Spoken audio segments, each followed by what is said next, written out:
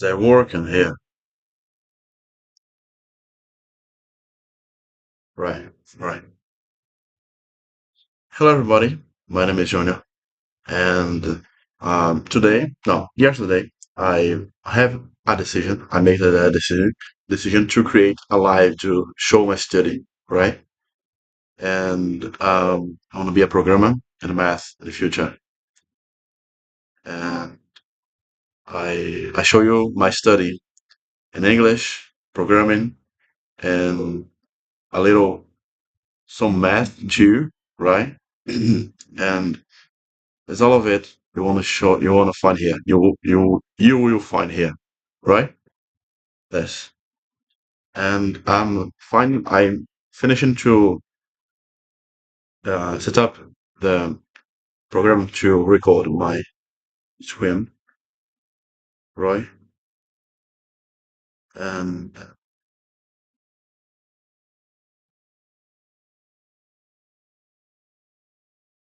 no way. It's not. No.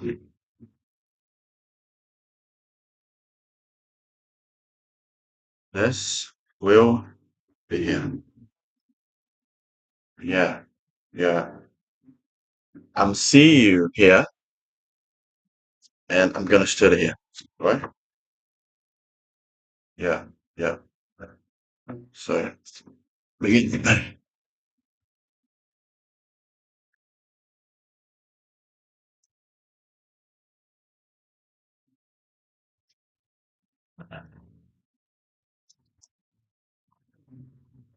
First thing I do is pray for God to my study, right? Well, uh, let me introduce myself. My name is Junior. I'm from Brazil, and I'm beginner.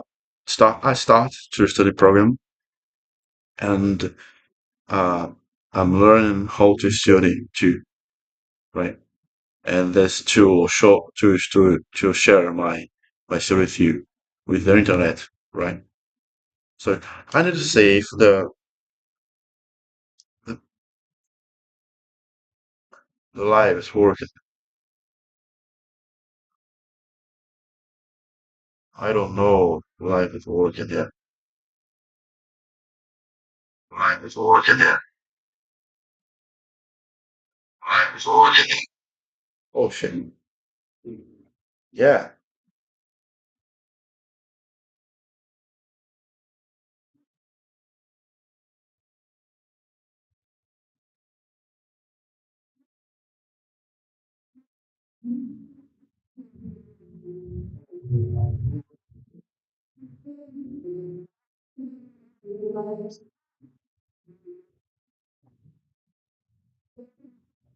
Yeah, it's working.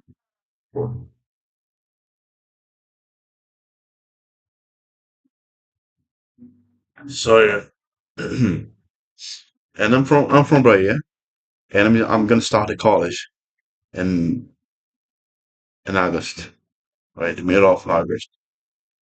So yeah, I think I'm going to set down this. Yeah, I'm gonna start learning Rivers of Python.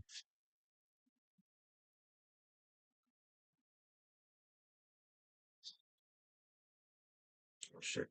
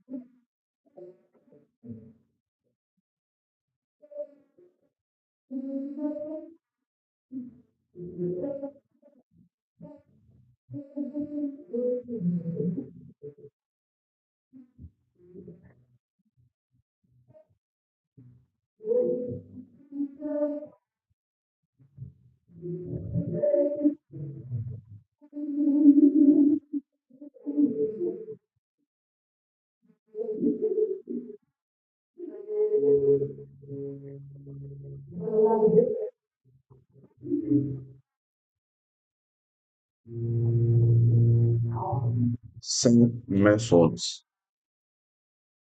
Uh, set method.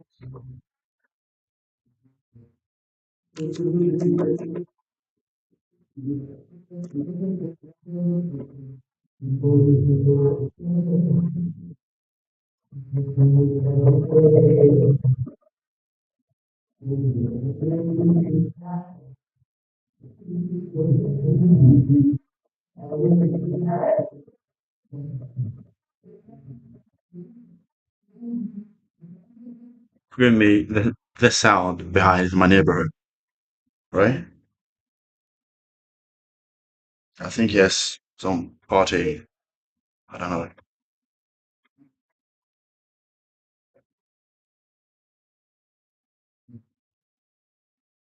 Remember that. Add player, right? Copy difference. Difference update card section. Joy. Dimension difference.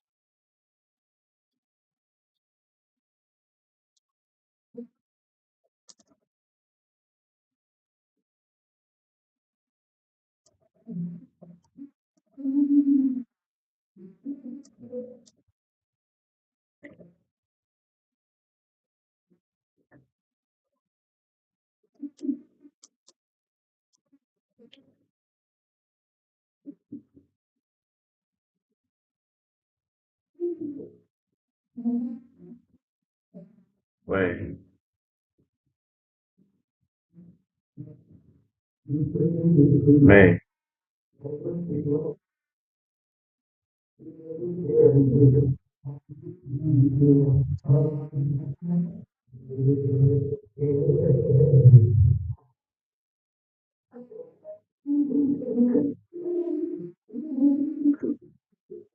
Friend.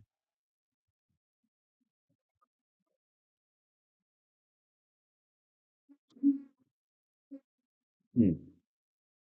Add element in the set. Sorry. Wait.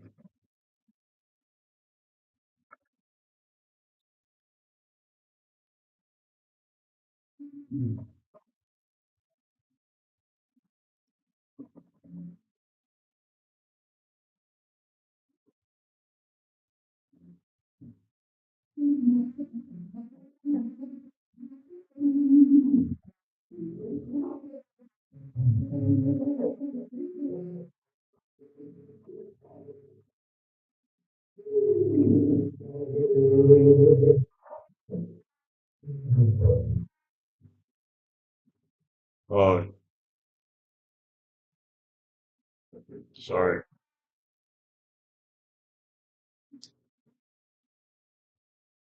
Yeah.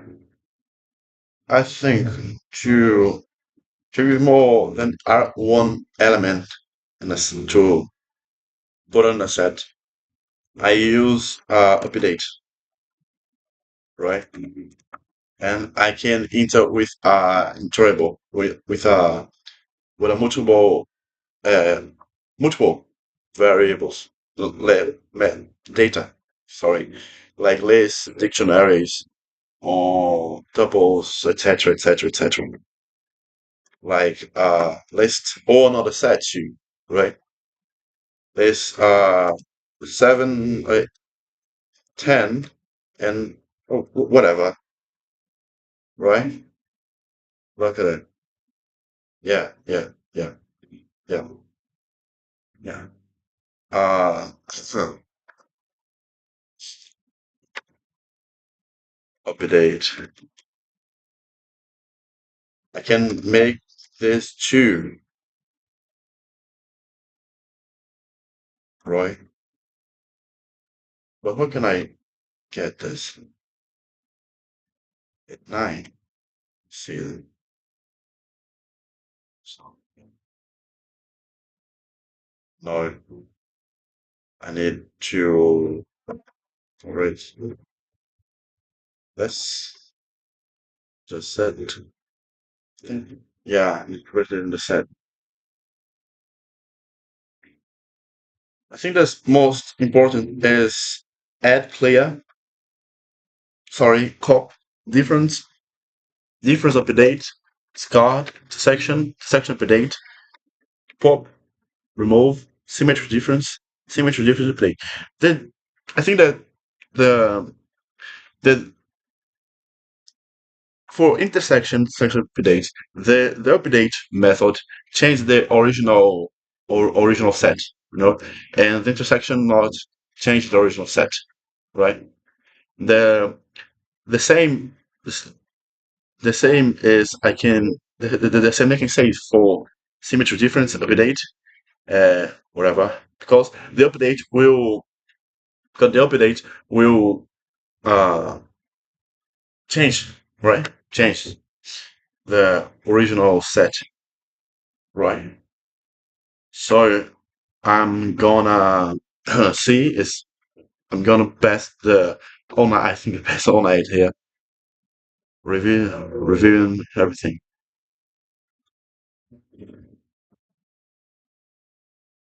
Add clear copy for copy.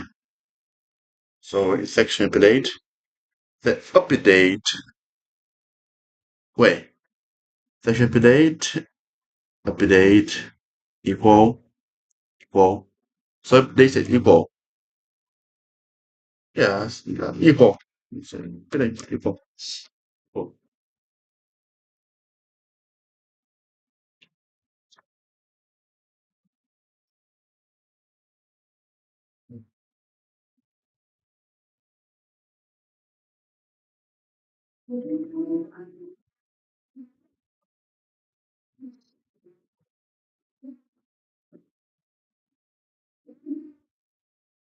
False.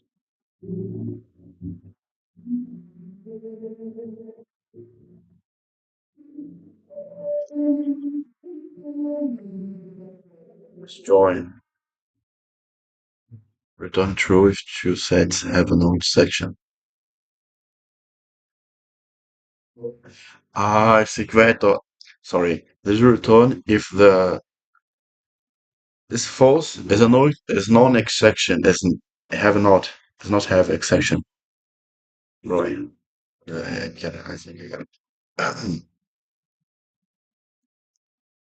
Is this joy in is upset? We don't know whether another set contain this set or not. Yeah. Yeah. If you get it. Right. Right. Again, list methods. I for list methods is I think it's 11 list methods. So I'm gonna create a new list here. Uh, 1, 2, 3.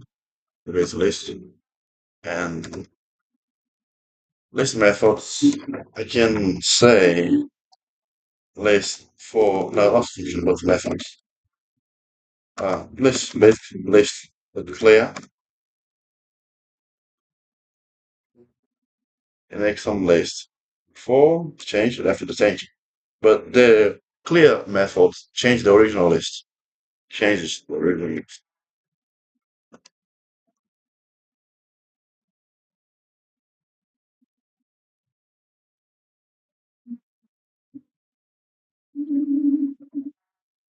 Green.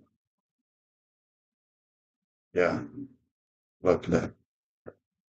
I think they're gonna change the original list, right? Yeah, change the original list. You can see this here because the Saturday and the Sunday I not review anything. Why? That is why I'm here. That is why I'm here, right?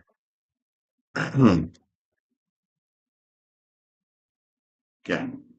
Uh, I got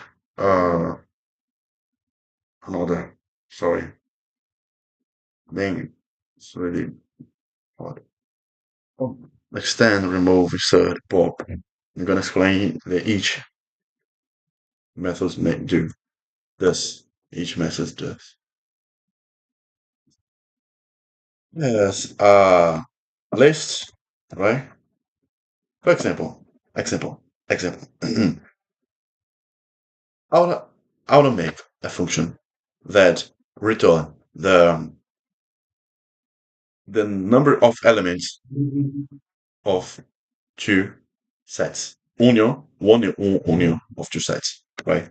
So an element A, B here. I'm gonna make this function, and I will have to use the list and sets, right? And for two, right? This and this list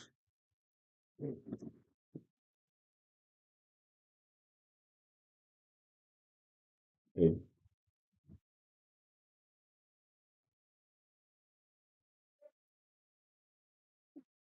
B, right?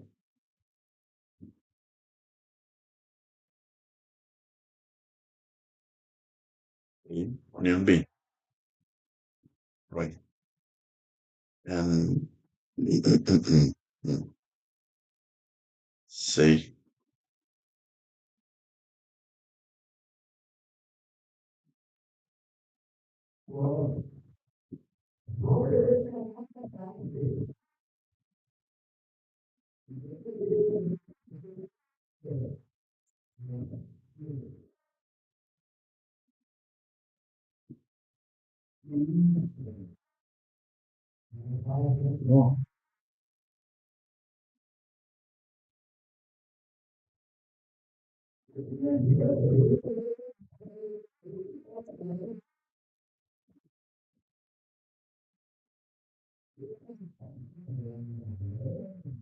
see that?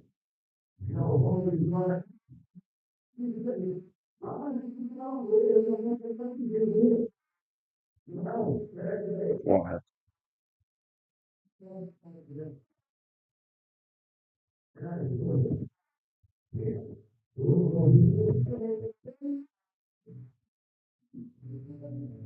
three, yeah. Say change one is before, right? Yeah. And I use here union and I do not. I don't know about intersection. Just let do it.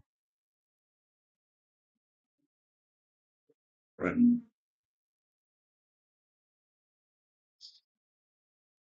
So function len, but append, append, append adds element of the end of the list, right? Clear removes all the elements from the list. Copy returns a copy of the list. Count. So yeah, copy of the list. If I have the list and need to make copy,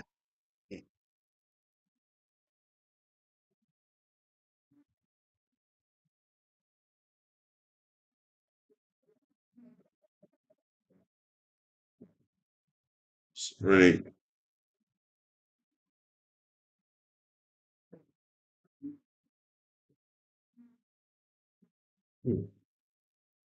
but I if I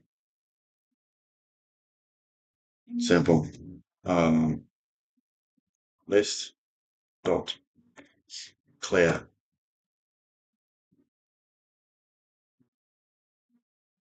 it's not change the original value. This is the copy of the list, right?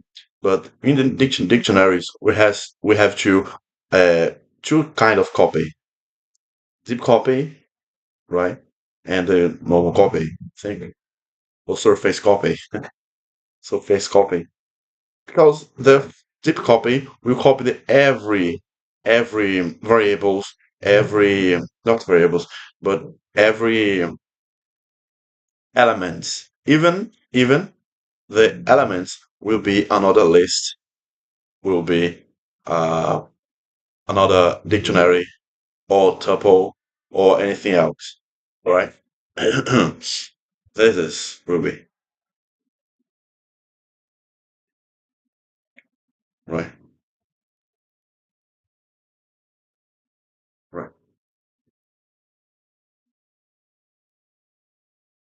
think that's extend, index, insert, pop, remove, reverse, sort,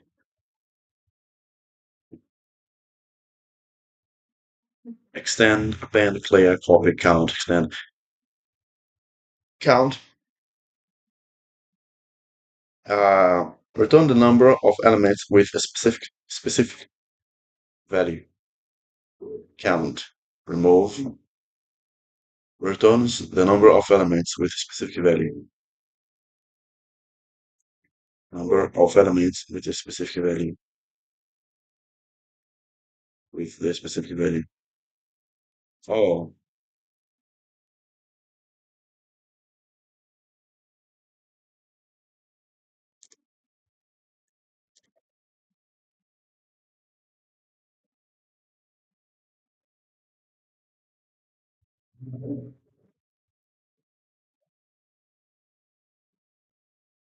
oh, I get it.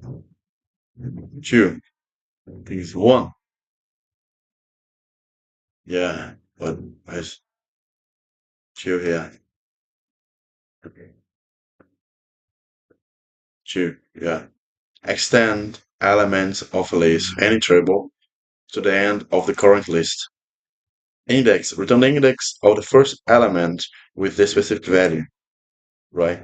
If I say they uh example four, right? Four is three, one. What is one? Oh no, count. Index three. Yeah. Pop, no, pop, reverse, remove. Remove will be remove. I think there's not there's change the original list, right? But Poppy is not it doesn't, right? But Poppy is doesn't. Why? The remove change the original list, but the pop it doesn't, right? And did you stop? Look to my upstream,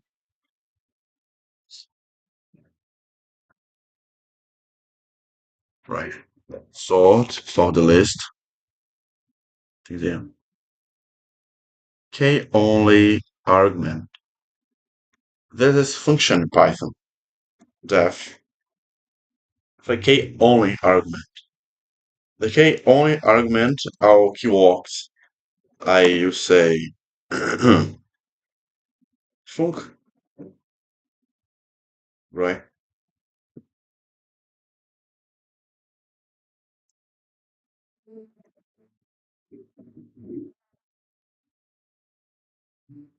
With I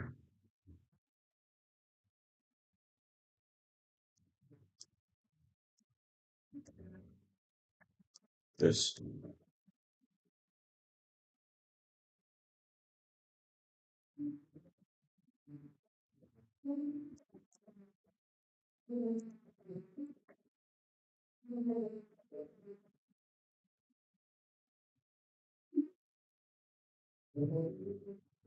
3.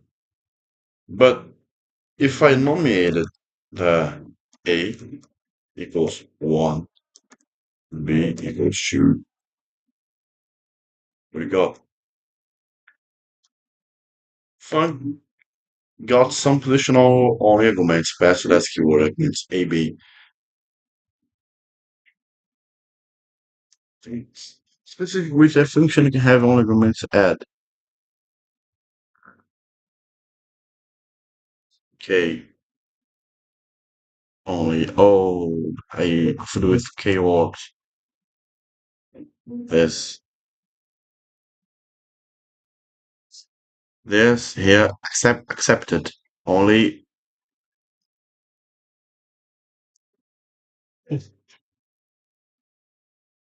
That's only keywords are meant, right?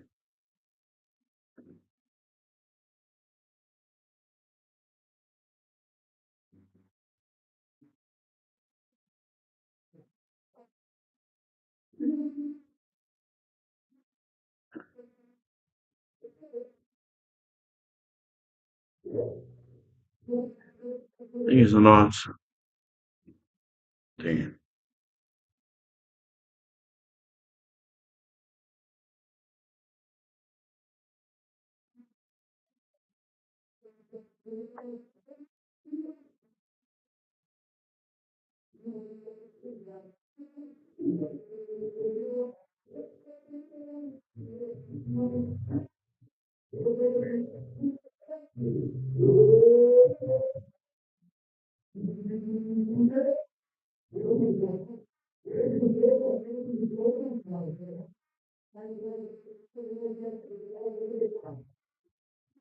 Mhm.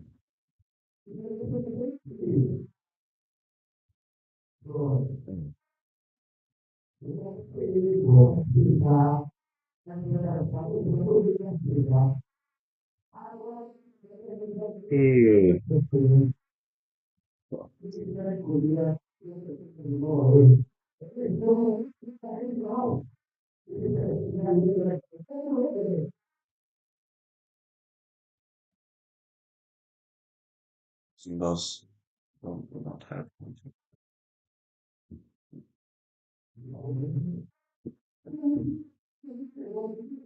function.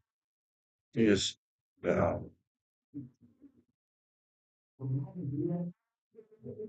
challenge.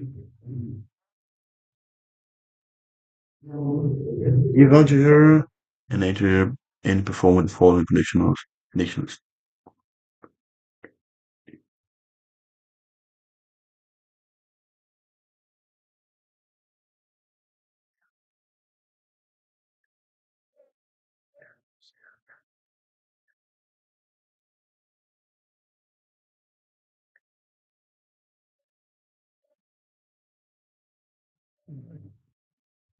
Mhm.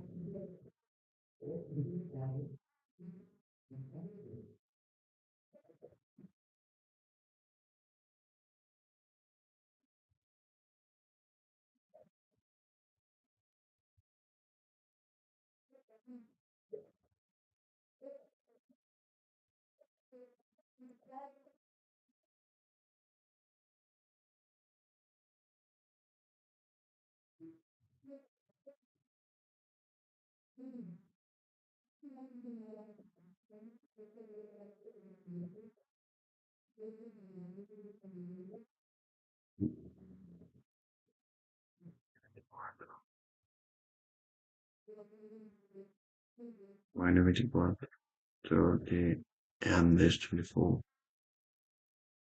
Why?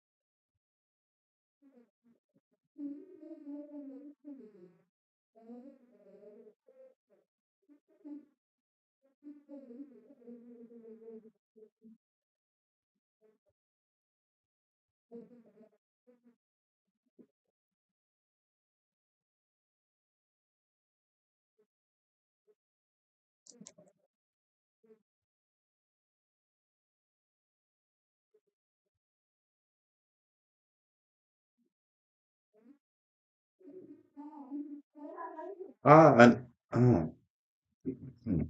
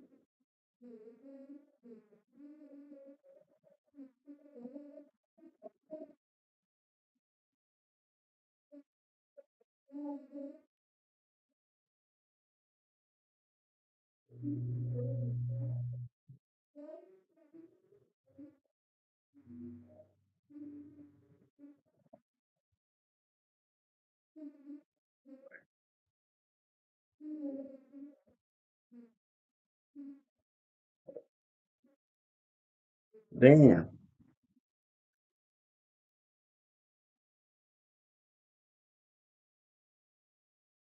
Wait.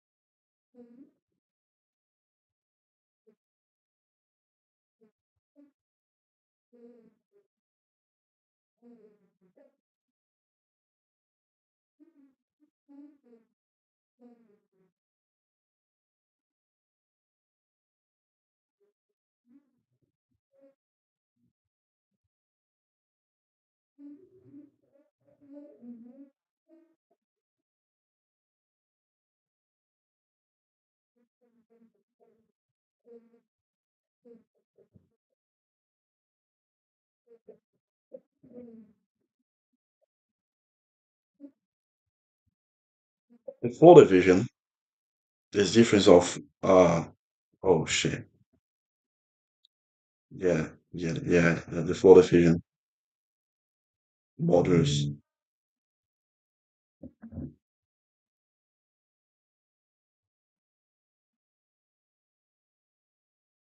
Full division, I need to ask something. Has arrest. No, right? Has arrest. Oh shit.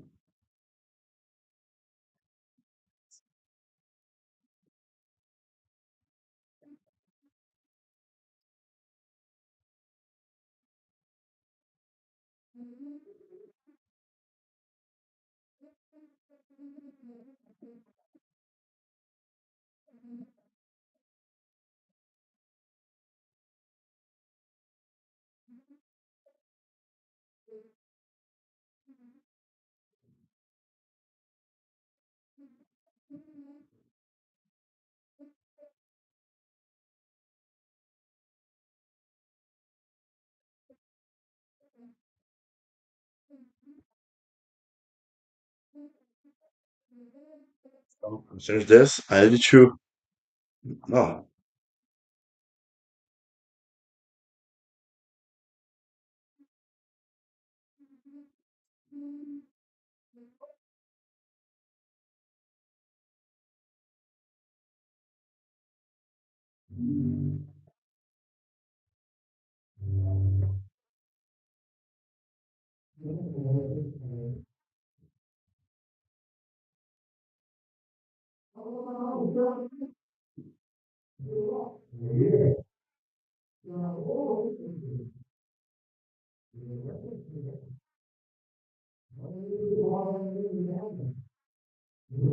Yeah, I'm going to use the floor division. Yeah, I'm going to use the floor division. Here, I'm going to use the floor division.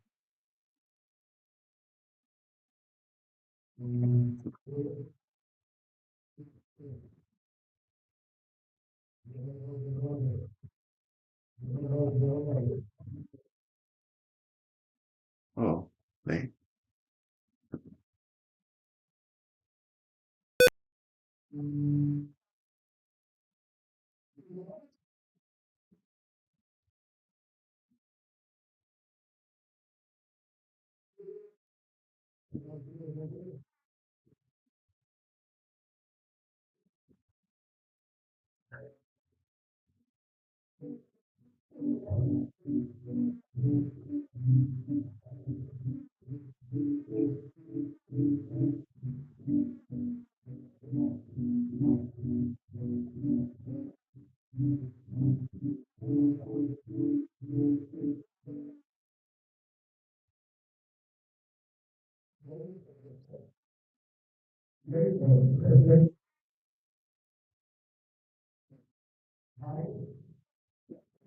Hmm.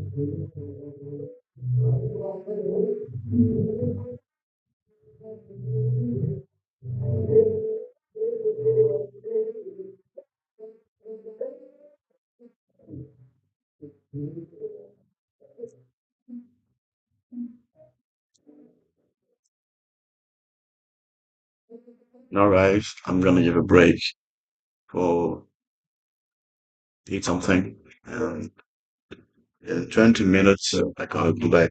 Right? Yeah.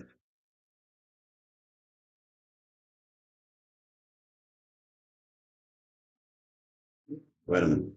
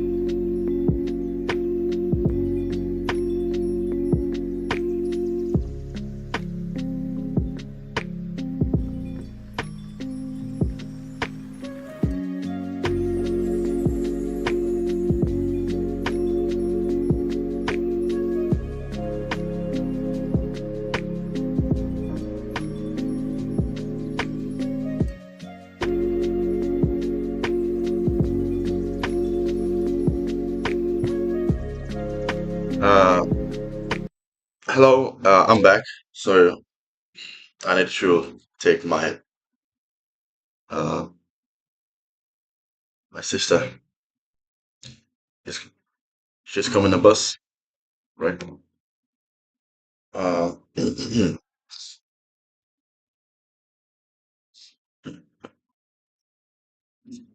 Gonna read this and enjoy this.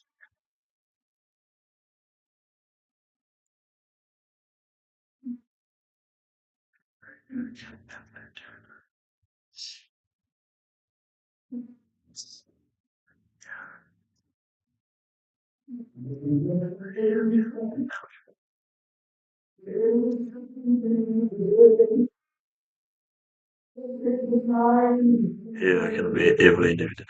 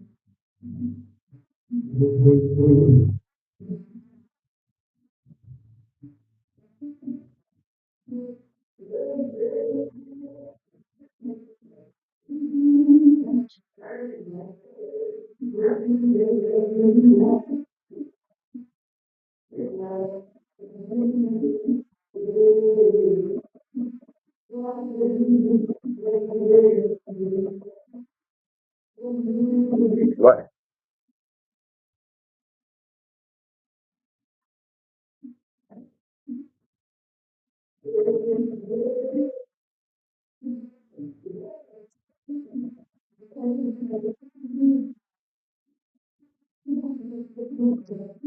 Ah.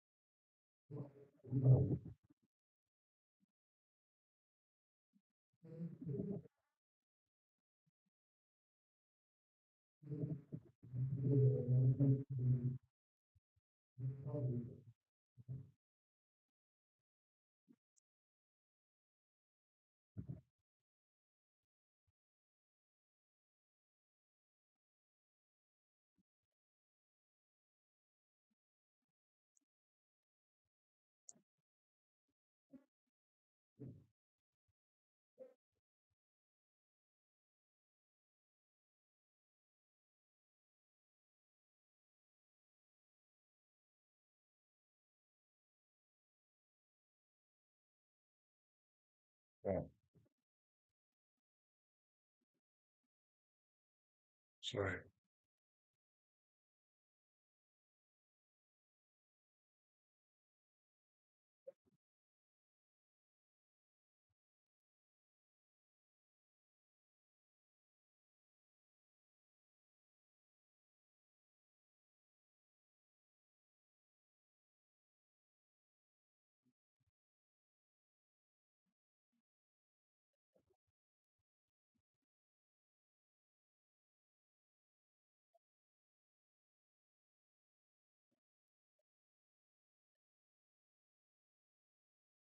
Right.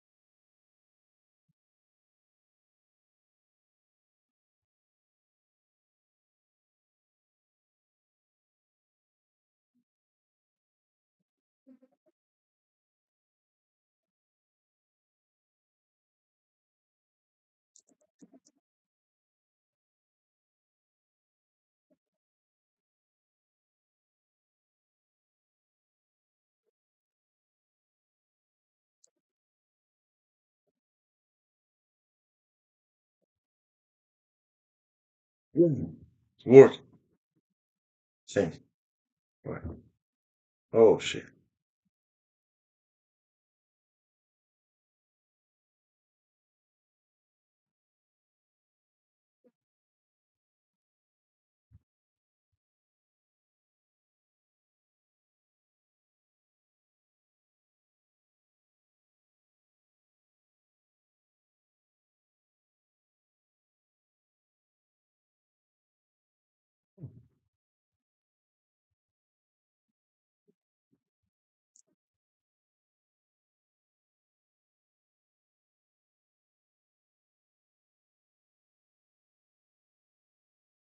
Oh shit.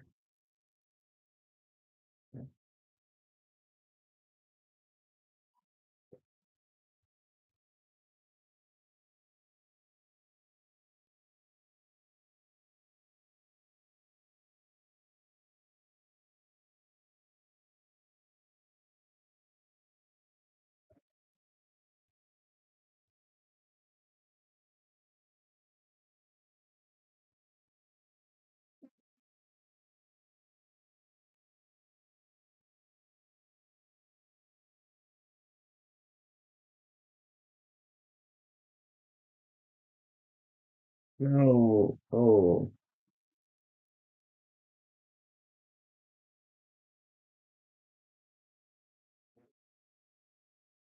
No.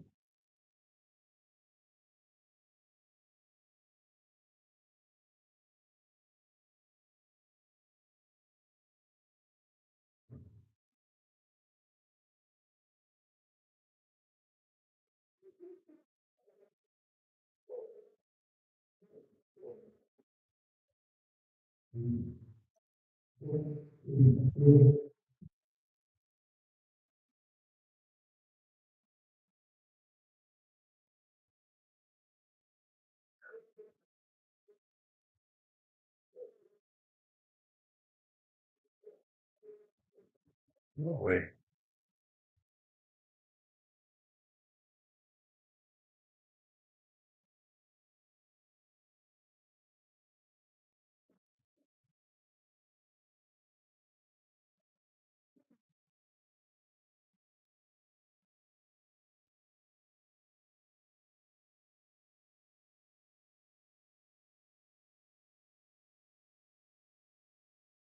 Four.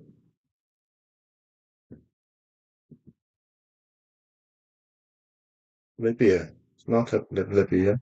Yeah.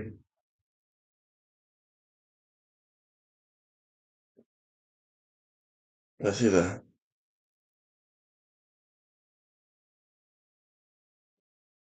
One. No. No.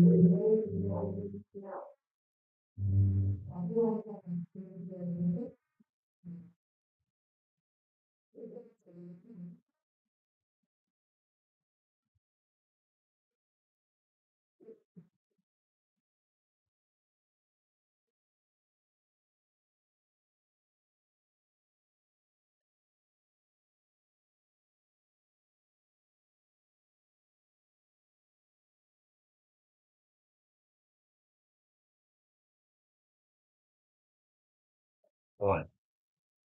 Mhm.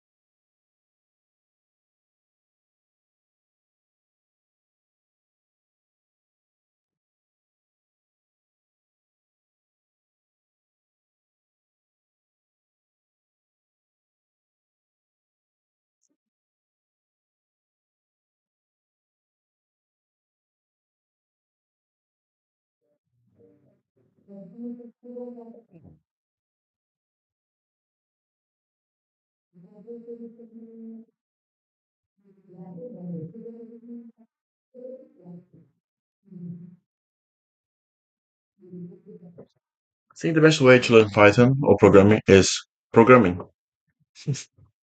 Any program. I think the best way to learn any programming language is programming, right? Not series theory or oh damn. Only so that the theory, right?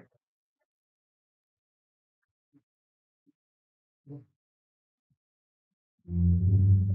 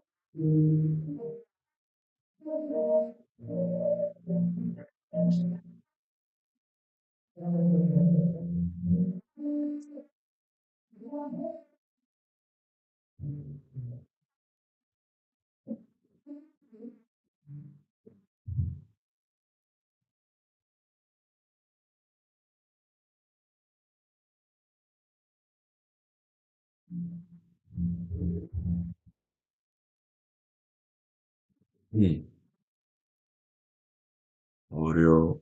Yeah.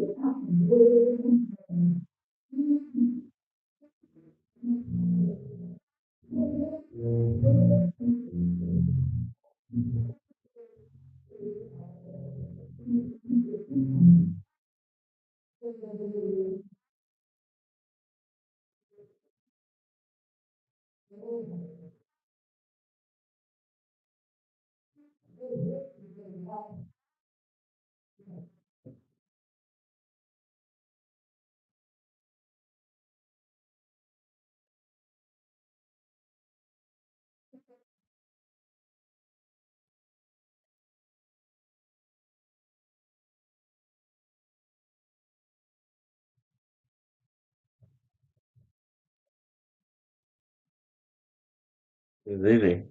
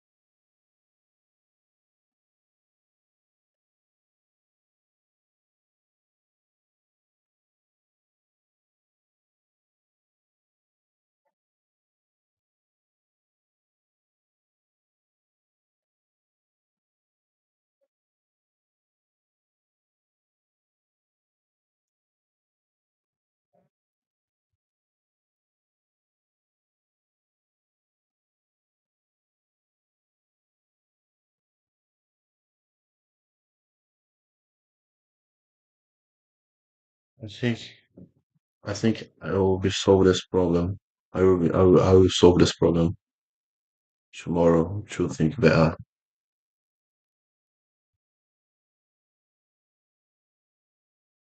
Yeah,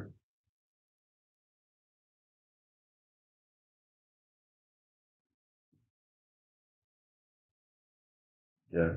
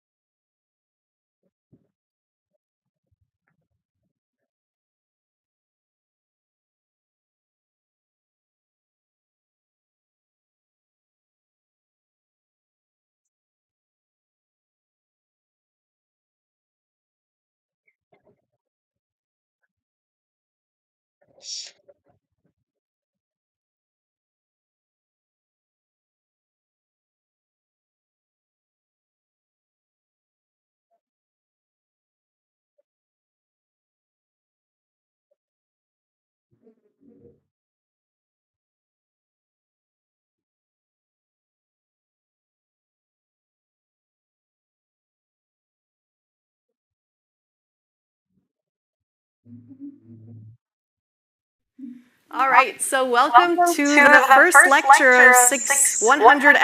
That's our That's our new new number. number.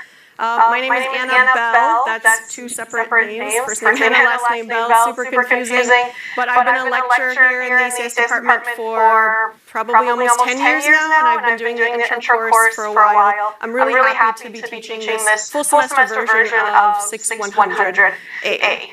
Today, what we're going to do is go over a little bit of course administrative information, and then we'll dive right into just some thoughts about computers, high level how they work, and then we'll start going into some Python basics. So we're going to get coding right away. So I highly encourage you, since you're in this class, to download the lecture slides beforehand, to take notes and run code when I do. Some of the lectures are interactive, and have breaks, so there'll be a place where you can take a break to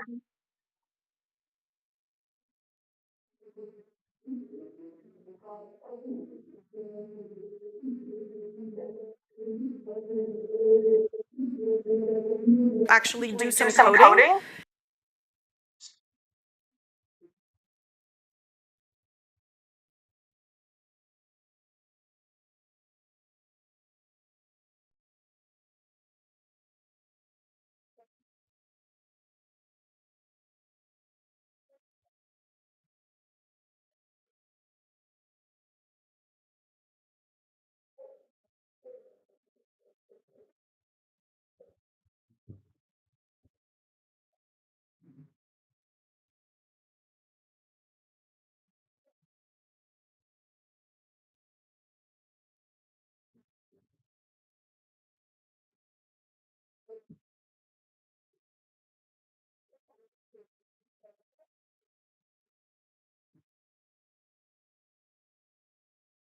And that's important.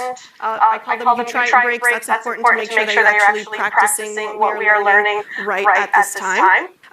The main idea for lectures is, yes, I will do some teaching, but there will also be opportunities for questions and for you guys to try some programming right on the spot. Even if you don't finish writing a program that we start talking about, I will finish it, and we can all kind of talk about it together, and I'll kind of show you some pitfalls and things like that. There will be lots of opportunities to practice in this class at various degrees of granularity, and then there's also lots of opportunities that I have in the handouts to do extra practice at home and through a bunch of different resources as well. The reason why I stress participation and practice is because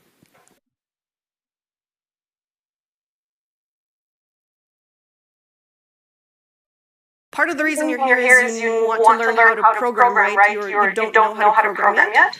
And programming is actually a skill, right? It's like math or reading. It's something that you have to practice. You can't just watch me type in a bunch of lines of code, and then when it comes time to do the quiz, you automatically know how to do it. You need to do it often, more and more, so that it becomes sort of second nature, right? So the three big things you'll get out of this class are knowledge of concepts. Obviously, we're going to learn some computer science ideas, programming skill, and problem solving skills. Lectures and exams basically help you test your knowledge of concepts, and help you get knowledge of concepts. Finger exercises give you the programming skills, and the problem sets help you with problem solving. Basically, if you're given an English version of a problem in English, how do you go from that to thinking about what computer science concepts can I apply? And then after that, how do I take those computer science concepts and actually do the program? So what are some topics we'll be covering?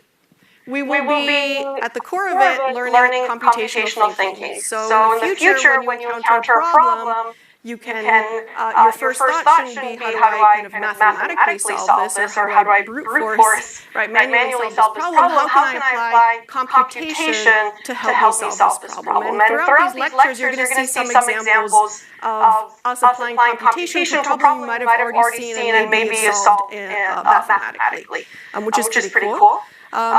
Obviously, to get to that, we're going to learn the Python programming language. Once we get the basics, we're going to see how we can start to structure our code to look a little bit better, so we don't just have a bunch of code dumped in a file. We're going to start to organize our code and see how we can make it neat, readable, and modular. And then towards the, not this lecture, but in a couple lectures and as a theme throughout this class, we're going to look at some algorithms. They're not super complicated, but they're kind of the base algorithms for a bunch of algorithms you might see in the future if you decide to take more CS class. Lastly, towards the end of the class, we're going to see algorithmic complexity, which basically means we're going to start asking or trying to answer the question, how do we know the programs we write are efficient? Right? We can write programs, but how do we know that they're fast, and how do we know that they don't take up all the memory in the computer? So things like that. Comparing different algorithms that do the same thing against each other. So if there's no questions, again, as I said, a bunch of this information is already on the handout, plus more. We can begin. Okay. So let's start by talking about knowledge.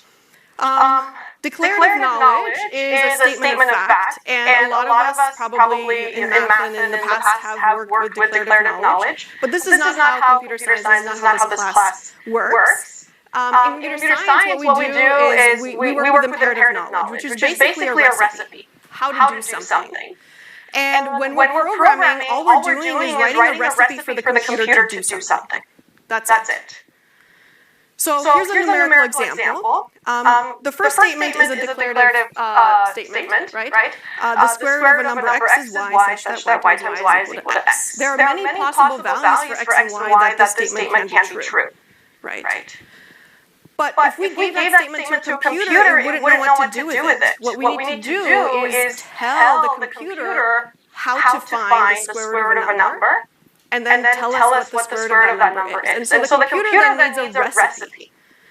So the recipe, a really simple one for finding the square root of a number is steps 1, 2, 3. So what we do is, let's say we want to find the square root of 16. We obviously know it's 4. But the computer doesn't, and so we give it an initial guess. Let's say the guess is 3.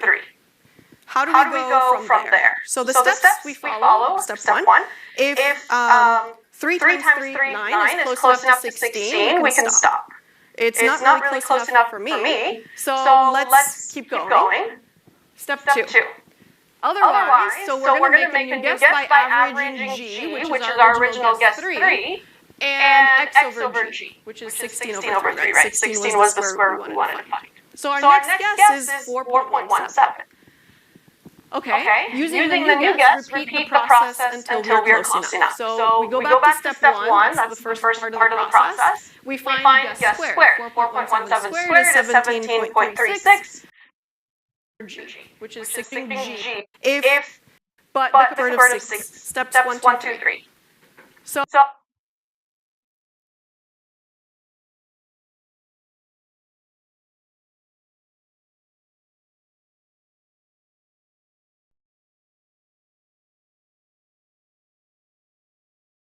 what we do is, let's say we want to find the square root of 16. We obviously know it's 4, but the computer doesn't, and so we give it an initial guess. Let's say the guess is 3. How do we go from there? So the steps we follow, step 1, if 3 times 3, 9 is close enough to 16, we can stop. It's not really close enough for me, so let's keep going. Step 2. Otherwise, so we're going to make a new guess by averaging g, which is our original guess 3, and x over g, which is 16 over 3, right? 16 was the square root we wanted to find. So our next guess is 4.17. Okay, using the new guess, repeat the process until we are close enough. So we go back to step 1, that's the first part of the process. We find guess squared. 4.17 squared is 17.36. So now we say, is that close enough? Not really. It's not. It's 17. It's not really even close. 16. So let's do it again. We make a new guess by averaging 4.17 and 16 divided by 4.17. Right. That gives us our new guess, 4.0035. Okay. Next step. Right. Using the new guess, we repeat the process. So 4.0035 squared is 16.277. Is that close enough to x? Yeah, I could be happy with this. I could stop there because we're within sort of plus minus 1. So I'm okay with that. But if we wanted to be within plus or minus 1 times 10 to the negative like 6 or 7 or something like that, then we would continue the process. So really what we have there is an algorithm, right? It's a sequence of steps, step 1, step 2, step 3. There's some sort of flow of control. right? We had a place where we said if this is, if the guess is close enough, then, we can stop. Otherwise, we do something else. We had another flow of control where we said repeat this thing, right? So we're kind of not going linearly, but we're changing the flow. And then lastly is a way to stop, right? We don't want the algorithm to go on forever. We would like to stop at some point. And the stopping point, I was kind of vague about it. But it could be, when we were within plus or minus one of the actual answer. And so, right, recipes are basically algorithms, right? My grandmother was basically teaching algorithms when she would teach me to bake a cake. Right. She didn't call it that, but she was really. And so even recipes have that same structure. There's a sequence of steps. There's a flow of control, like if you don't have egg, use egg substitute, or repeat this, keep sticking a toothpick to see if it comes out clean every minute, or something like that. And then there's a way to stop, right? When the toothpick comes out clean, you take it out of the oven and you eat it. And so computers are machines that execute these algorithms. They're actually dumb, right? Computers are not very smart. They don't make decisions on their own. They just follow these sequences of steps that we told them to do. Computers are good at storing lots and lots of data, right? We can't really do that, but computers can store gigabytes of storage, terabytes even, and computers can do operations really quickly, which is something we can't do, right? They're good at those two things, but they're not very smart. They can't make decisions unless they're told to make the decisions. So really, the computer only does what you tell it to do. And that's one of the big ideas that I want you to come away from this lecture with. Computer only does what you tell it to do. Right? The sequence of steps that you tell it to do, that's the only thing it follows. So a little brief history, just to kind of make you appreciate programming Python programming language before we actually get started with it is, so before the 1940s, we had these things called fixed program computers. Okay? Like a pocket calculator is an example of that. Every button was an operation. You could, in the little screen, you could use parentheses to put a bunch of different operations together, but there was no way to sort of store all these operations together to later put in different inputs for that same sequence of operations. You had to input it every single time. Input those sequences of operations every single time. After the 1940s, stored program computers came into play, and they were able to store instructions to do things as data. Okay? And there was a special program called an interpreter that executed these instructions. It knew how to follow simple sequences of steps. When the program told it to go to a different location, it did. So it was basically executing these instructions. And the instructions that it did were arithmetic and logical, so addition, subtraction, like that. Simple tests like checking for equality between two values. And moving data, so taking this value and putting it at a different memory location. So I just wanted to give you a really brief overview, and this is not super accurate, but it gives you a sense of how exactly things happen low level in the computer. So the computer basically has memory where things are stored. It has an arithmetic logic unit that does operations. It knows how to add things, subtract things, multiply things, compare things. And then it has the control unit where this program counter is set. And this is where you put a program. So let's see if this works. This is a program. And up here is our memory. So we have a bunch of memory locations, 3, 4, 5, 6, 3, 4, 5, 7. And at each of these memory locations, we have some values stored, pre-filled. So when we first run this program, what ends up happening is the interpreter sees the first instruction add the values at 3, 4, 5, 6, and 3, 4, 5, 7 together. So it goes to these memory locations here, grabs the 3 and the 4, and sends them to the arithmetic logic unit. The ALU knows how to do the addition, so it adds 3 plus 4, 7, and sends the result back here. Now, we never told it to store that result anywhere, but the next instruction says store the value you just got back from the ALU at this memory location, 3, 5, 8. So the next step basically takes that 7 and stores it at memory location 3458. Super tedious. All we did was add 3 plus 4. We do that again. We add the values at 7889 and 7890. So it goes in the memory, it grabs the 5 and the 2, sends it to the ALU. The ALU calculates it as 7, brings it back, and then we store that in location 7891. Okay. And then after that, all we've done is 2 additions. And then the next instruction says compare the values at memory locations 3458 and 7891. So we're going to compare the 7 with the 7. The ALU again does this comparison and says, all right, well, 7 and 7 are equivalent, so this is true or whatever it wants to give back to the interpreter. And then the last instruction here we have is print the result of that comparison. So we print true because they were equal. Right. Again, super high level, but it kind of gives you an appreciation for programming languages these days, right? This is very tedious to write if you had to write programs in this manner. Alan Turing a long time ago showed that you can compute anything with actually an even more basic set of primitives, not addition, subtraction, but instead with a tape, you would actually have 6 primitives. Move the tape left, move the tape right, read the value at the tape, put a value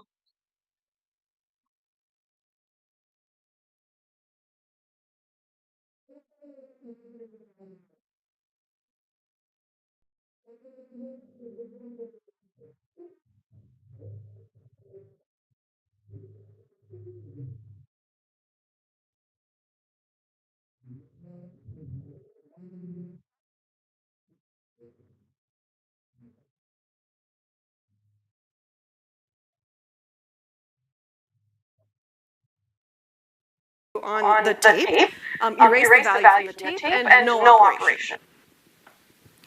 And so since he showed this, what the result of it actually was is down here.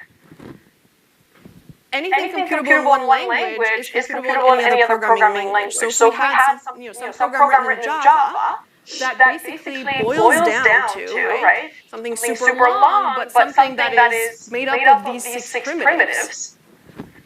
That means that if we boil down this program to these 6 primitives, we can build back up the same program in a completely different language. And that's really powerful. That's a really cool statement. Now, we're not going to be working with those primitives. We're going to be using the Python primitives, which are more convenient, and they allow us to do a lot more things in much less time. I'm going to do a little comparison as we talk about the primitives of Python with English. So in English, some of the primitives might be words, or even we can do letters or characters, but we can say it's words. With characters, we can build up words. With words, we can build up sentences. With sentences, we can build up stories. Stories, we can build up books and things like that. In programming languages, the primitives are numbers, sequences of characters, operators like addition, multiplication, division, checking for equality, checking that something is greater than, things like that. So once we have these primitives in a language, we can start to build up the syntax of the language. So in English, having something like noun doesn't make any sense, right? Cat, dog, boy doesn't make much sense. It's not syntactically valid. But noun, verb, noun is syntactically valid, right? Similarly, in programming languages, we can have 2 objects kind of side by side. So here, this is a sequence of characters, H and I, and this is the number 5 right beside that sequence of characters. But that doesn't make any sense, right? What does it mean to have this sequence of characters and that number right beside it? It has no meaning in Python. Instead, what we have to do is we have to add an operator in between these 2 objects. So here, we add a little star operator between the sequence of characters I and the number 5. And in Python, the meaning to this is I want to repeat the sequence of characters hi, hi 5 times. So this would basically give me hi. So once we have sentences in English, right, and expressions that are syntactically valid, we can now talk about the static semantics of the language. So in English, saying something like "I are hungry" is syntactically correct, but it's not static. It's not. It doesn't have good static semantics, right? There's no meaning. There's no meaning to that because the R is for your plural. Similarly, in programming languages, and this will differ depending on what programming language you use. Here, in the previous slide, we saw that you can use the star operator between the sequence of characters and the number. And that meant repeat that sequence many times. But if we use a plus operator in between the sequence of characters and a number, that doesn't have any meaning in Python. So it has a static semantic error, even though it's syntactically valid. Right? We have operator, object, operator, object. So far we've been able to find really nice parallels with English, right? The English language and programming languages, but this is kind of where things break down when we talk about the semantics of a language. So in English, you can have many different meanings, right? The chicken is ready to eat means let's eat this chicken. Or the chicken is ready to eat means the chicken wants to eat something, right? Programming languages, there is no multiple meanings to a program that you write. Because the computer, the machine, the language follows a set of instructions to a T, there is no ambiguity about what it needs to do. Right? It just follows the instructions and does what it needs to do to the end, till it reaches, it terminates the program. And so programs only have one meaning, but the problem is it might not be the meaning that you intended it to have. And that's when things start to go wrong. We can have syntactic errors in our program, spelling errors, and notation errors, things like that. And those are easy to catch. Static semantic errors are 90% probably easy to catch. But the problem comes in with the semantics, right? The meaning that you intended this program to have might not be what it's actually doing. And that's where most of my errors happen, and that's where I get super frustrated when I program, and that's probably where you guys will get super frustrated too. Because you write a program that you think is doing one thing, but instead either it crashes right away or runs forever and doesn't really stop, or it terminates but it gives you an incorrect answer. It's not what you were expecting. And we'll talk about this in a few lectures. So when we write programs, you're basically writing sequences of definitions and commands. And we're going to write these either in a file editor or in a shell. The first, today at least, we're writing in the shell directly, and half of tomorrow we'll write in the shell. Because we're not really writing any, we're not really writing many lines of code. We're just going to be, I'm just going to be showing you some really quick things that we can do with the Python programming language. So hopefully you all have installed the programming environment. This is the code editor, so tomorrow we'll start working in here. But for today, we're really just going to work in the shell. And even in the future, you can still type commands in the shell. I find the shell very useful if there's just something really quick that I want to check, that I don't want to write a program for and then run. It's just like a simple command that I want to check to make sure it's doing what I think it's doing before I insert it in my code editor. So here we have this. Right, so mine is, I guess I'm using a white thing just because I find it easier for you guys to see. This is the file editor.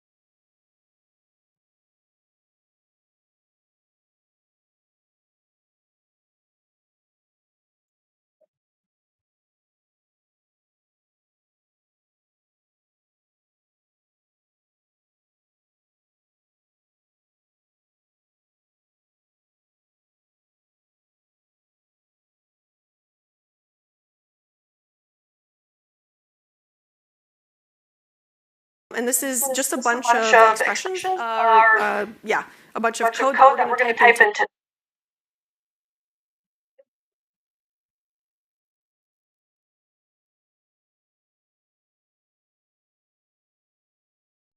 today. And we're going to type it in the shell today.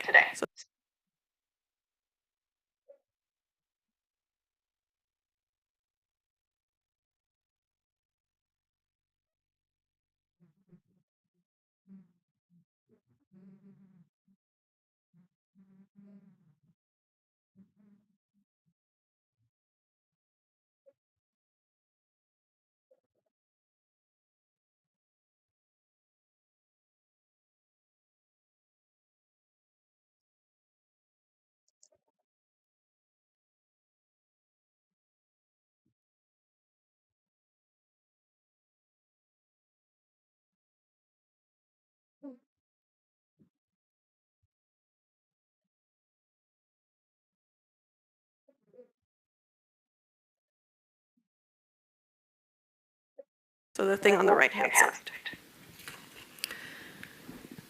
Okay, so what exactly do we do when we write a program? At the base of it, we're going to create objects inside our programs, and we're going to manipulate them. That's it. That's what programming is mostly about at its core. Now, when we create objects, it's important. This is kind of something we're going to come back to again and again in a kind of more high-level setting. But right now, what I want you to understand is that when we create an object has a type. Okay, and the type that an object has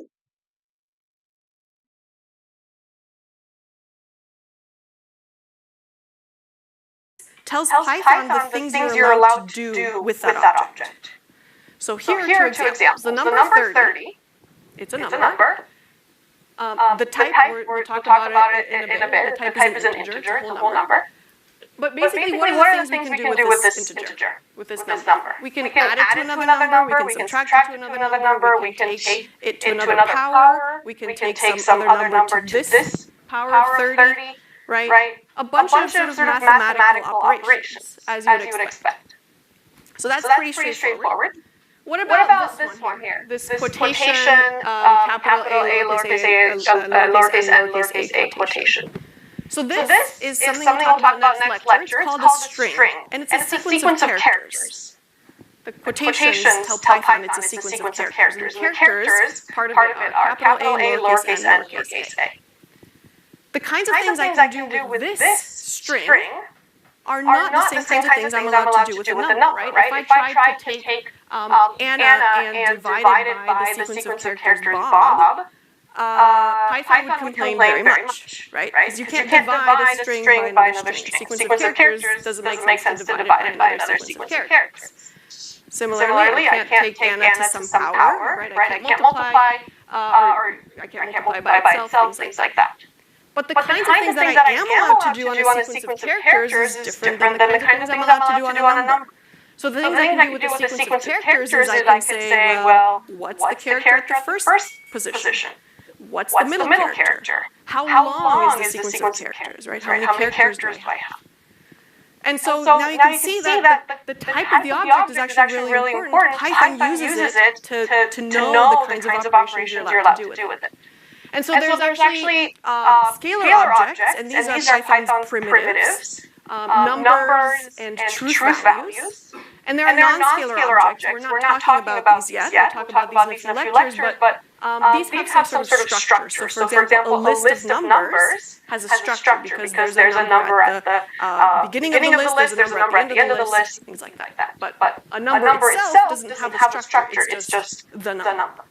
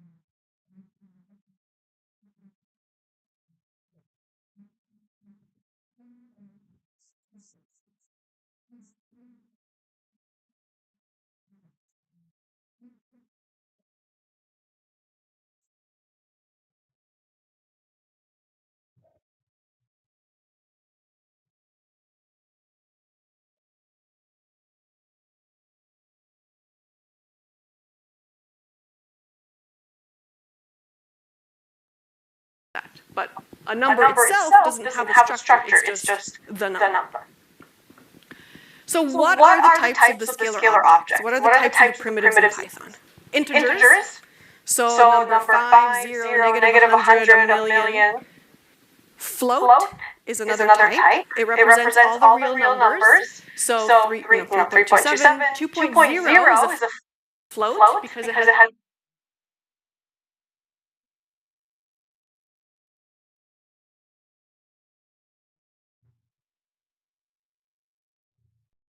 decimal number, even though to us that just means 2. But to Python, if you put in 2.0, it says that's a type float. Negative 3.14159, things like that. Bool is a Boolean. It represents truth values, and there's only two possible values that a Boolean type has. True and false, and it has to be capital T true and capital F false. And the last one is this non-type. Type. It's literally called non-type, and it has only one special value, none. We're not going to talk about it for a bit, but we will sometime in the future. So to figure out the type of an object, when you create that object, you use the type command. So we can say something like type, parentheses, and this is a command, and inside the parentheses you say, what do you want to find the type of? So if we do type of 7, it tells me it's an int. And if you want to do the same command again, I hit the up arrow and it automatically puts in what I wrote previously. And then if I want to do type of 0.0, it's a float, because there's a decimal point. So this is basically what I said. So we type this in the shell, and the shell tells us what the output is. So just to reiterate, int, float, bool, and non-type are types of objects. And there can be many different objects you can create of that type. Right? So if you think about it, ints and floats, we basically have an infinite number of objects we can create of those types. Right? You can have 0, 1, 2, 3, 100, 200, 300, a million. Right? And all the negatives. There's almost an infinite number of values or objects that we can create of type int and float. But bool, there's only two. The truth value is true or false. And the non-type, there's only one. This not. Right. So that's the type. And these are the possible values, possible objects we can create. You try it. So you can just yell out the answers. There's nothing to type unless you want to check yourself. So what is the type of 1,234? Int. Type of 8.99. Float, type of 9.0. Float, type of true. Bool, and type of false. Bool. Perfect. If you ever wonder what the type of something is, type it in here. Just, you guys are doing well. Type bool. Type of lowercase t true is an error. Just wanted to point that out, just to reiterate the fact that capitalization matters in Python. This is our first error, by the way, guys. Very exciting. The error is name error, and this is the message associated with it. You also know that it's something special in Python when you have color-coded stuff. So you see capital T true, capital F false are this dark blue here, right? Whereas anything that's not special in Python is just black. Right, so type is a special command, right? This is a float, so you see their color code. Okay. So once we create objects, one thing we can do with these objects is to pass them to a different type. Now this is a little bit maybe confusing because we're not actually changing the object once we've created it. So once we create the integer 3, it's there in memory. If we pass that integer to a float version of it, we're creating a new object in memory. We're not changing the 3. The 3 already exists. We're just getting the float version of it and storing it as a new object in memory. So when we do float 3, this is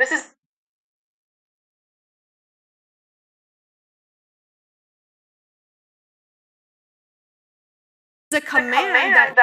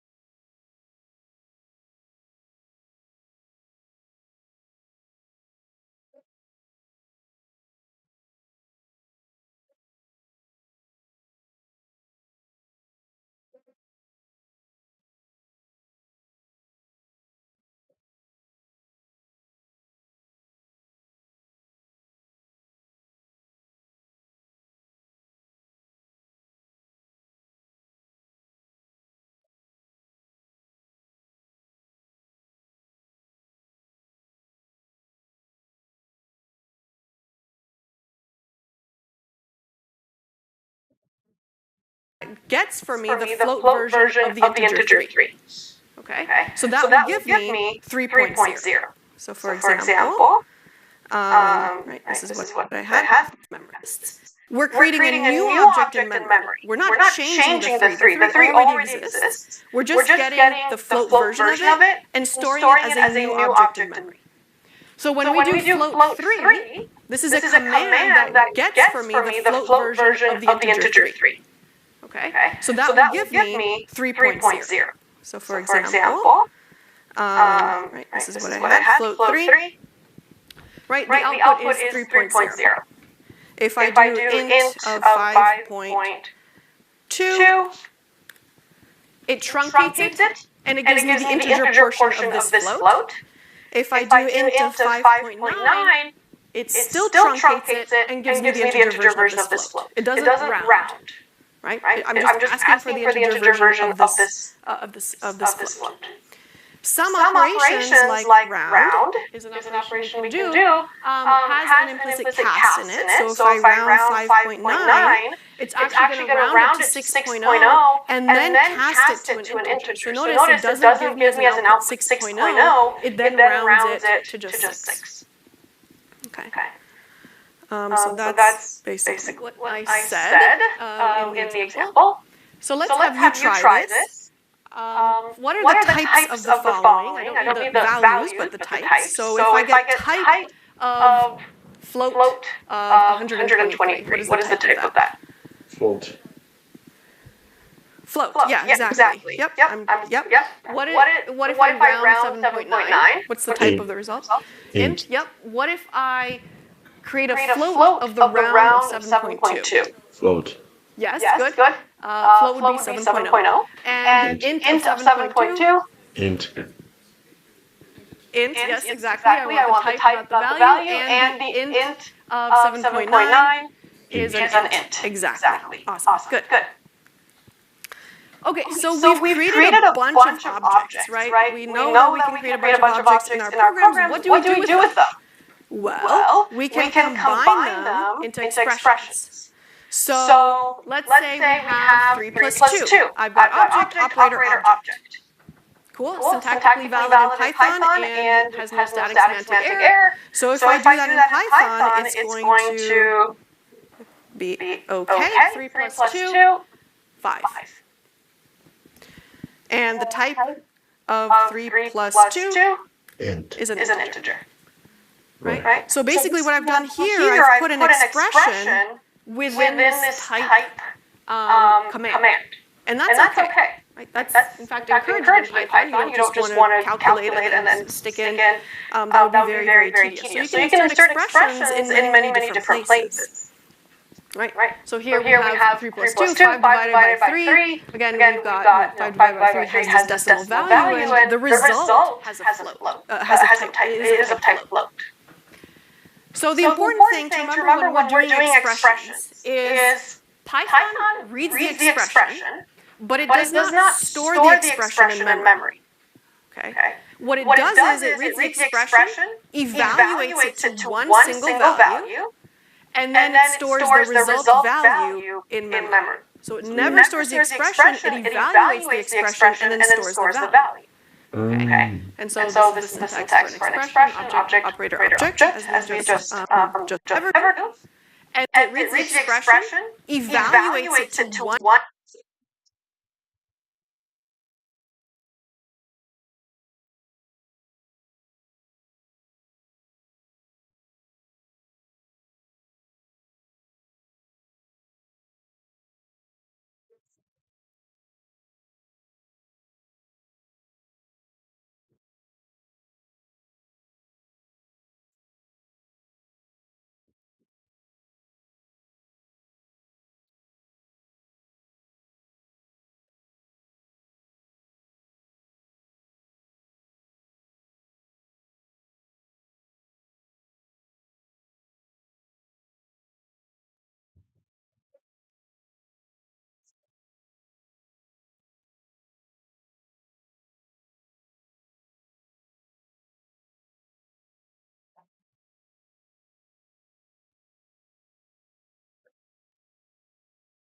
value,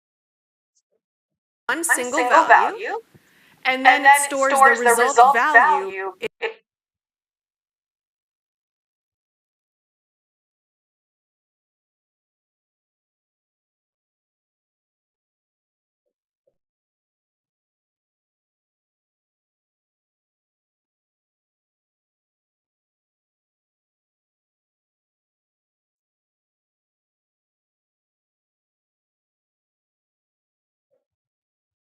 in memory. So it never stores the expression, it evaluates the expression and then stores the value. Okay. And so this is the syntax for an expression, object, operator, object, as we just saw. And that's really, and the idea I said before, right, where Python stores values of expressions, not the expressions themselves, is really important. Right. So this is my first big idea slide. I decided to insert these because I think they kind of stress the importance of several concepts. So I hope this is one. We're taking expressions. They can be as complex as you'd like. You can use parentheses, a bunch of. It doesn't just have to be operator, object, operator, object. It can be more complex than that. But basically, however complex that expression is, we evaluate it and we replace it with one value. And the expression can be something like this. It doesn't just have to be something that's mathematical, right? This was a mathematical expression, but this is also an expression.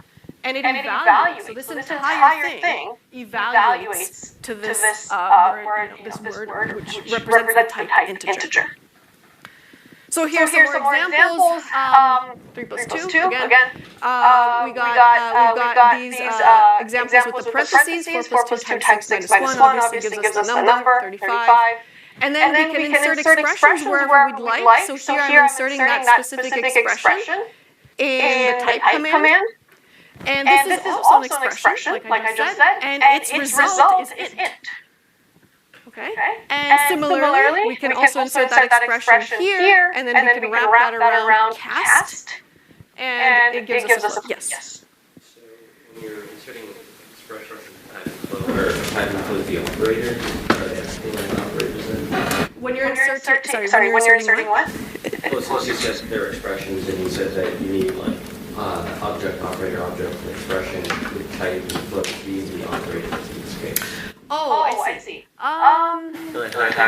Yeah, that's a good question. So in this particular case, the type and the float are not. There's no operator, I guess, in this particular case. It's more like a command that gives us an output, but there is still an output that it gives us. So we can then take the result of this and save it somewhere else. Sorry, yeah. I guess the example I gave on the previous slide was just an example of an expression where we could use object, operator, object. Yeah.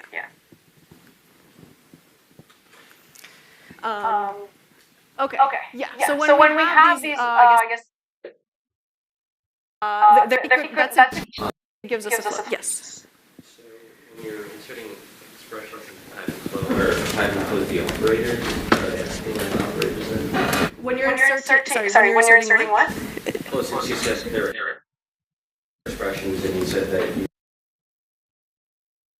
need like object, operator, object expression with type and float be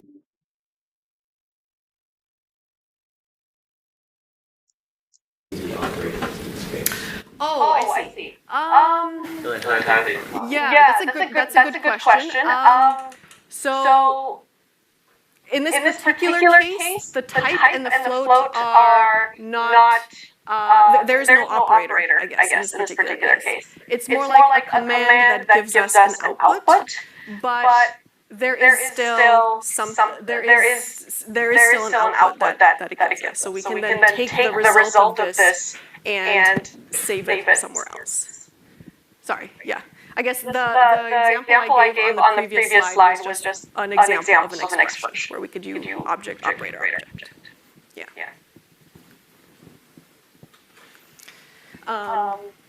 Okay. Yeah. So when we have these, I guess it works for mathematical expressions. Mathematical expressions work left to right, just like in math. Parentheses can override certain precedents. If we have commands that have computations, then we have this command with the parentheses, and we evaluate what's inside the parentheses first. So we work our way in to out in that particular case. So here's some examples. Let's have you try these. So we can type these in our console. What are the values of the following expressions? So 13 minus 4 divided by 12 times 12. So we can try that. I don't know off the top of my head, so we'll have to type it in 0.0625, okay? So the value of that expression is a float, right? 0.0625. What's the value of the expression type 4 times 3? Int, yep. What about the type of the expression 4.0 times 3? Yes, exactly. That's very good. So type of 4 times 3 is int, but 4.0 times 3 is a float. Good. And then what about int of a half? Or 1 over 2? Int, float. 0. Exactly, it's 0.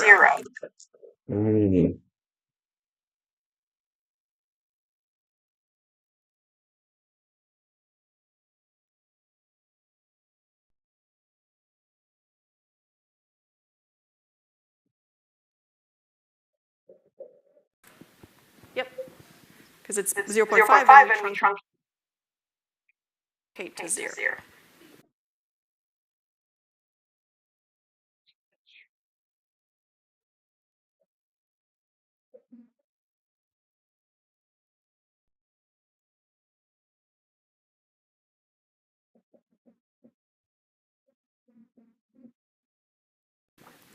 The reason I had this here is because it leaves nice.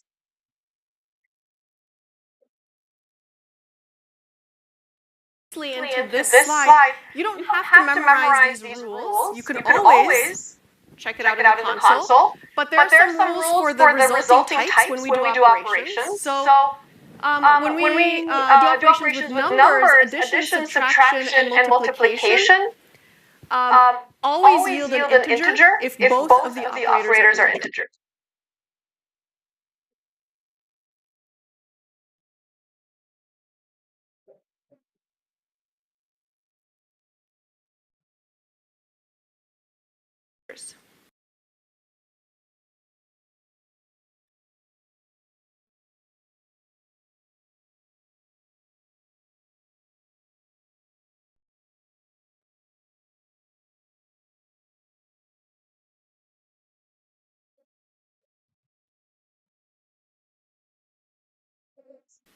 If one is a float or both are floats, then subtraction and multiplication always yield an integer if both of the operators are integers.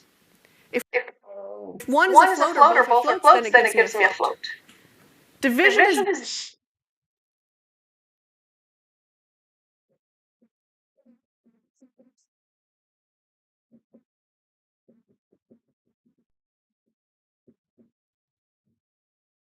different.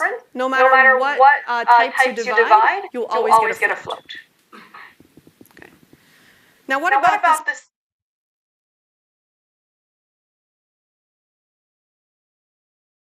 Slash and this percent. These are actually useful operations. They kind of go hand in hand with division. So when I do 5 divided by 3, it's this 1.667. Slash is basically a floor, or getting an integer portion of the division. So 5 slash 3 gives me 1, right? It truncates the fraction. The percent gives me the remainder. So 5% 3 gives me the remainder when I divide 5 by 3. So it's going to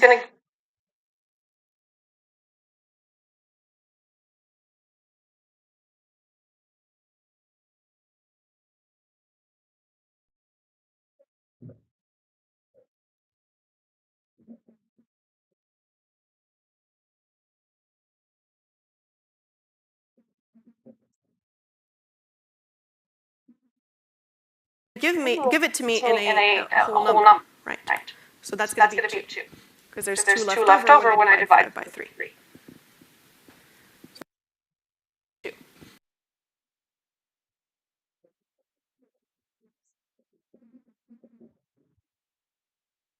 Because there's 2 left over when I divide by 3. So these are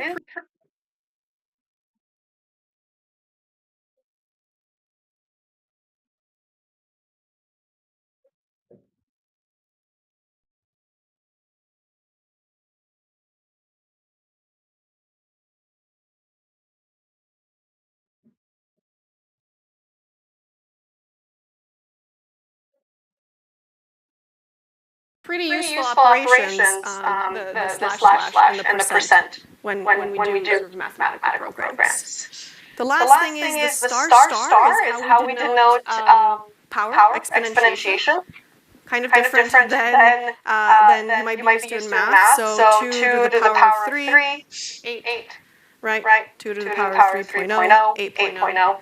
And the rules for integer division, percent, and exponentiation are just like addition, subtraction, multiplication. If one is a float, then the result will be a float as well.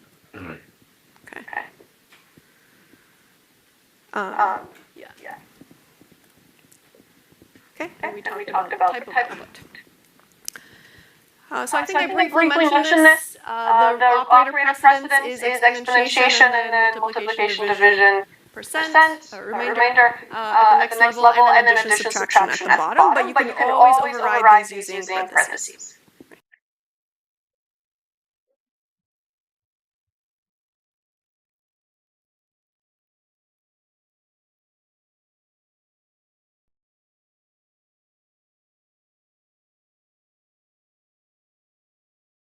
Override.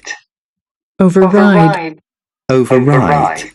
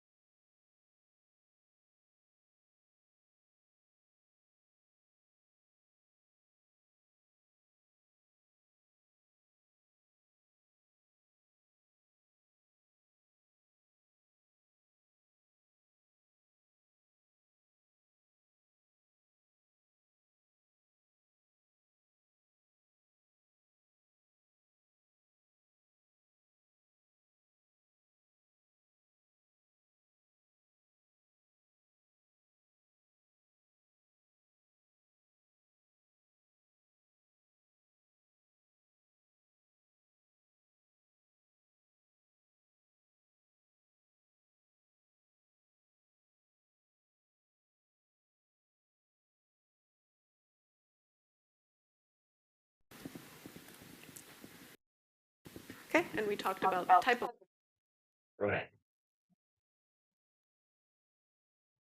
output. So I think I briefly mentioned this, the operator operator precedent. precedent. So I think I briefly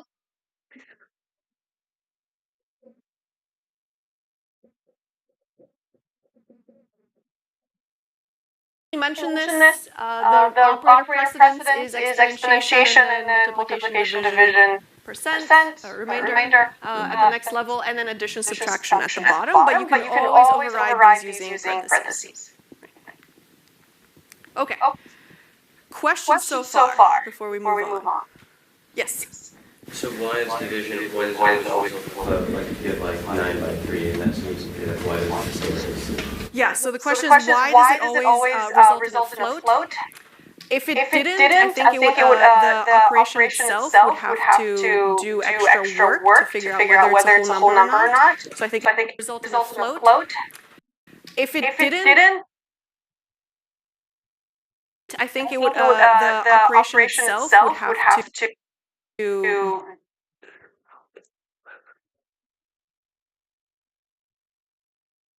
do extra.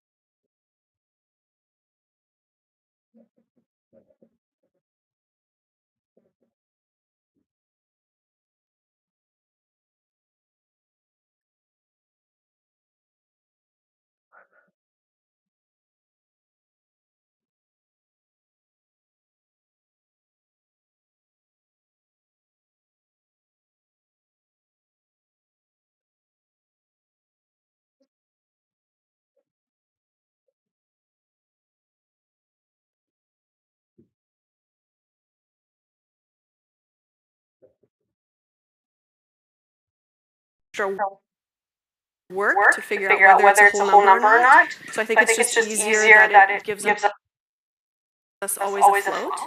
I guess previous versions of Python, the slash was actually, I think, integer division, which is super counterintuitive because you would use that in your program, integer division.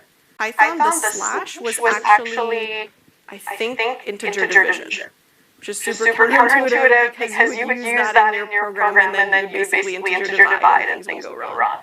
But again, just a design choice on behalf of the programmers. Yeah.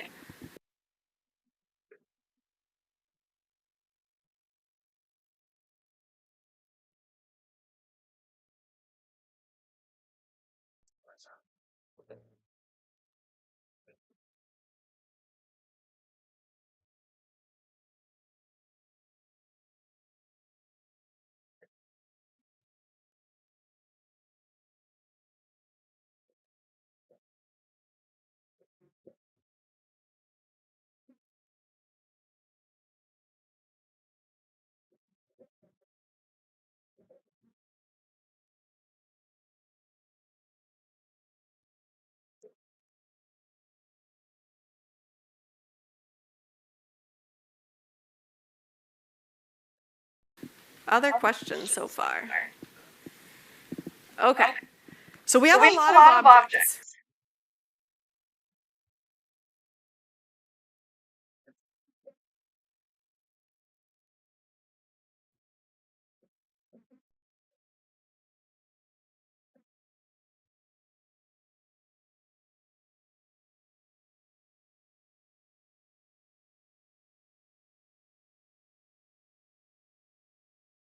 So far, only two Democrats have entered the race for governor.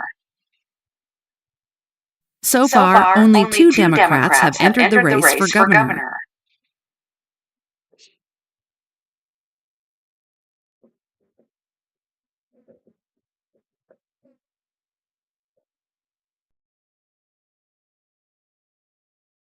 Right? Objects have different types. Again, floats, integers, booleans. What can we do with them? Right? So far, they're kind of just sitting in there, and we can get properties about them. But what we'd like to do is write programs, basically trying to automate some things about these objects, manipulate them to help us achieve a more complicated and interesting program. So what we can do to get to that end is to start assigning names to some of these objects.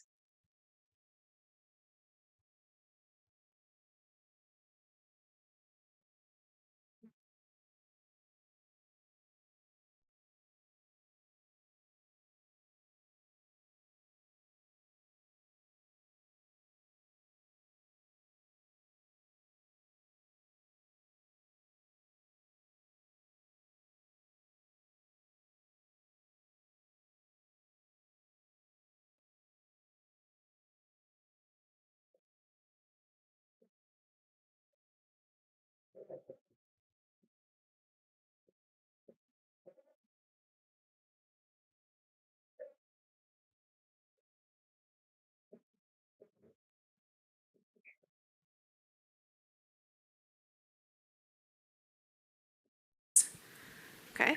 If I create an object for pi, right, in my program to 20 decimal places somehow, and I have that number in my program, that float in my program. If I want to use that number in many different places in my program, I have to copy and paste it a whole bunch of times, right, so far. Which is very tedious, lots of errors will happen, right?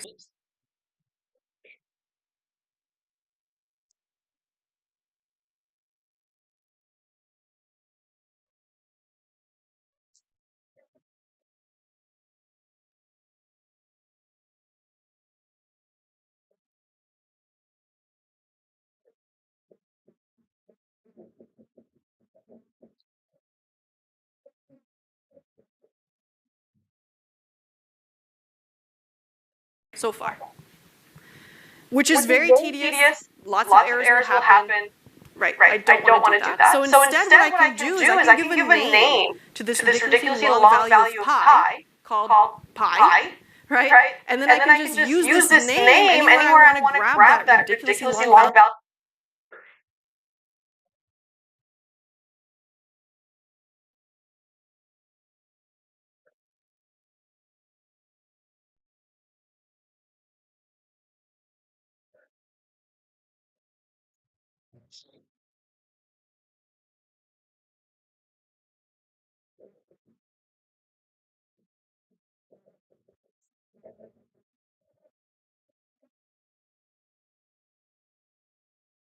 Value for pi in my program. It's a lot easier to read, right? It's a lot easier for me to write this program, and it leads to a really nice and neat program.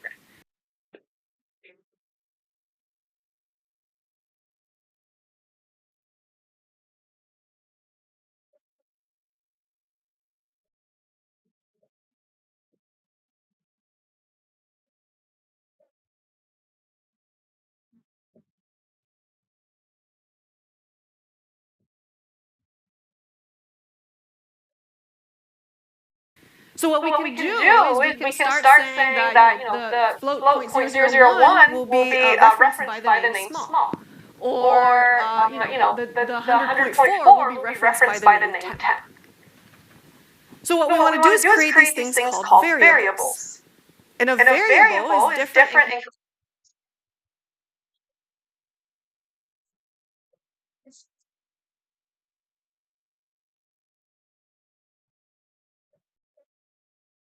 computer science from a mathematical variable, or variables that you've known so far in math. So math variables come back to the idea of declarative knowledge, right? A declarative statement. You can have something like a plus b is equal to b minus 1 in math, right? Or x is equal to x times x is equal to y, and that's perfectly okay. Right? In math, we basically say that variable x represents all the square roots of y. That's not going to fly in computer science. Computer science, we don't have, right? We don't do declarative knowledge. We do imperative knowledge. And so what we're working with in computer science is a bunch of assignment statements.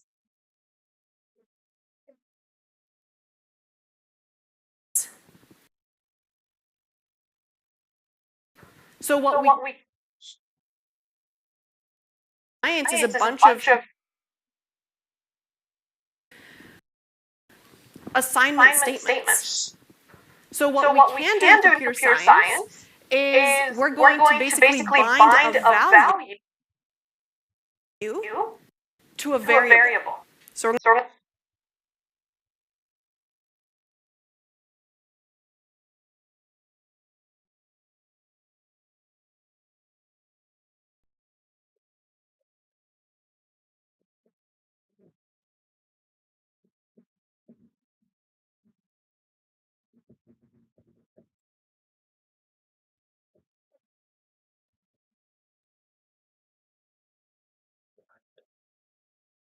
I'm going to say this variable name is bound to this value. Every time I want to grab this value, I'm going to invoke this variable name. So here are some examples. I've got A is equal to B plus 1.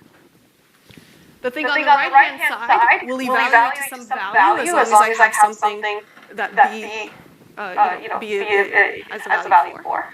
I've got here M is equal to 10, right? So M is a variable. Its value is 10. I've got F is equal to M times 9.98. So again, I have an expression on the right-hand side, and that's okay. I'm going to use the value of 10, so F's value will be 99.8. Yeah. Can you put it so that, like for F, is it like this one value and M you have it's going to do whatever and then you specifically? Can you put it so that, like for F, is it like this one value and M you have it's going to do whatever and then you specifically or like? Yeah, the question is can you have M whatever it recently is? So in this particular case, I just have these two lines, and M will be whatever 10 is. But we'll see in a couple lectures that we can write like a loop where you change M, and then every time you change M, you immediately calculate F. And then it'll calculate F based on the new value of M. But if we just have these two lines, that's all there is. It just uses 10. Yeah, was there another question? Okay.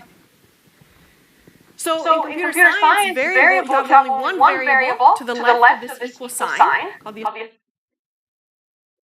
assignment operator, and you have a value to the right-hand side of the equal sign, the assignment operator. Okay? So one variable basically maps to or binds to one value.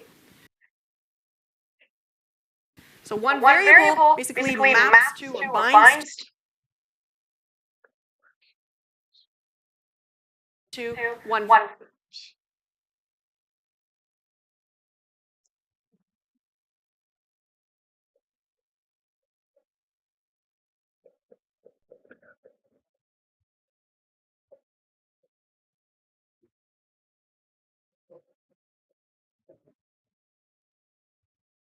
Value. So the equal sign is an assignment statement. So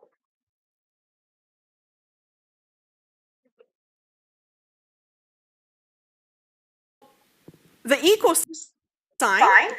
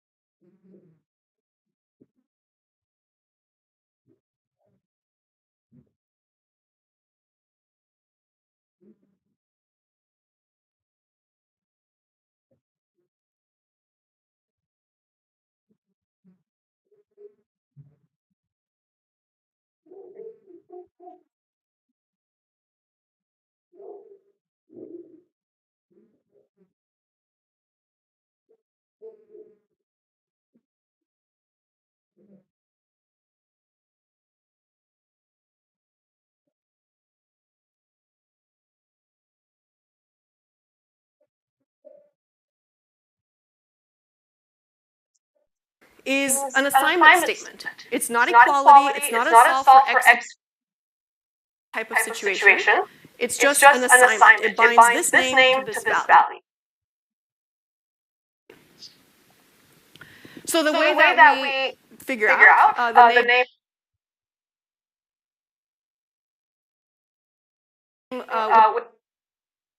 with the value is, well, if we have this assignment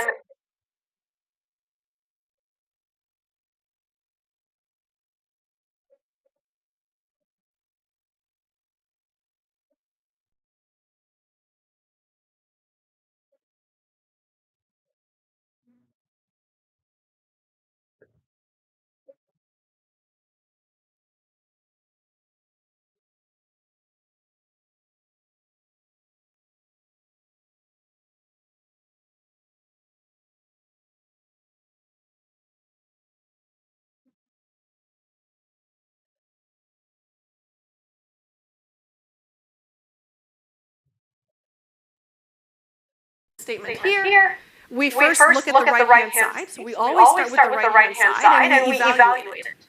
Remember, we have an expression on the right. We have to evaluate it to one value. So this will be 3.14, whatever it is, 1.159. And then we take that value and bind it to the name pi. So anytime I type in pi in my program from now on, Python will automatically grab 3.14159 from memory. Right, so it's bound to that value.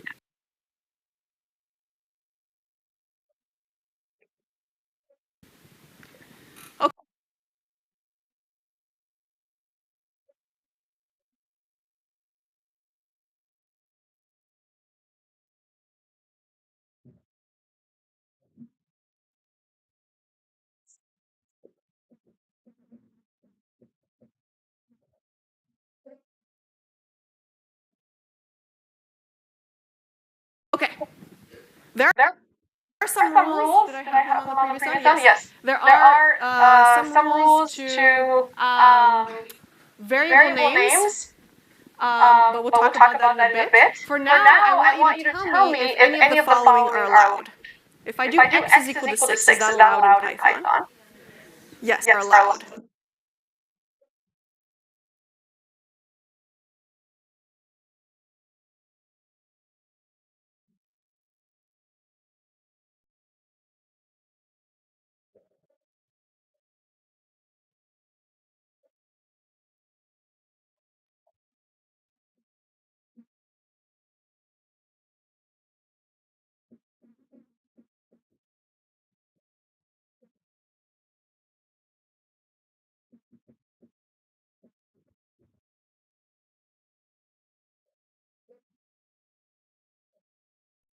If I do x is equal to 6, is that allowed in Python?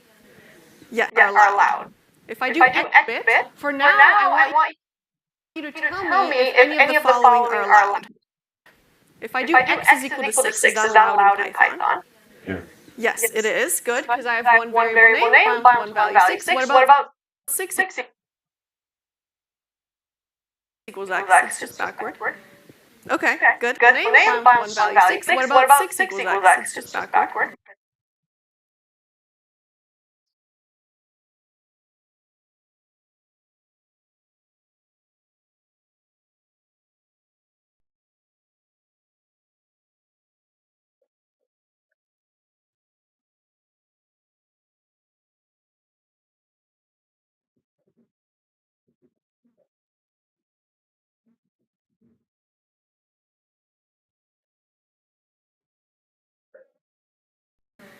Okay, good. 6 equals x is bad, syntax error. How about x times y equals 3 plus 4? Yeah. No. Nope, exactly, because the thing on the left. No. Oh shit. No. Sorry.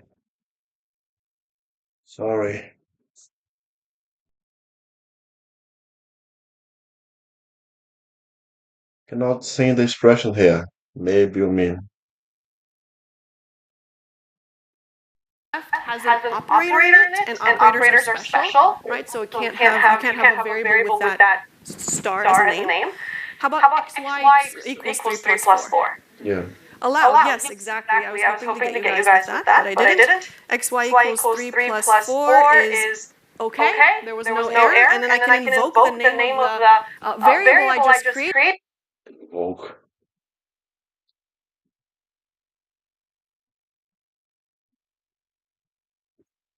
Okay. Invoke. Invoke.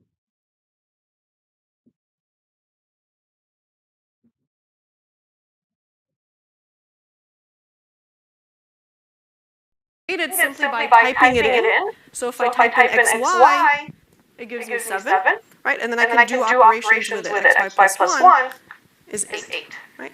Yeah. Before you were putting the strings before the apostrophe, so So those are strings, right? Sequences of characters. Here, these are variables. So these are names that I'm giving to as a variable. Yeah, that's a great question. So this is going to be a string, and you notice it changed color, right? It has some meaning in Python. But xy is a variable that I create. Right. Okay. So why do we want to give names to variables? Because as I showed you with the pie example, it's a lot easier to write readable code if you have variable names.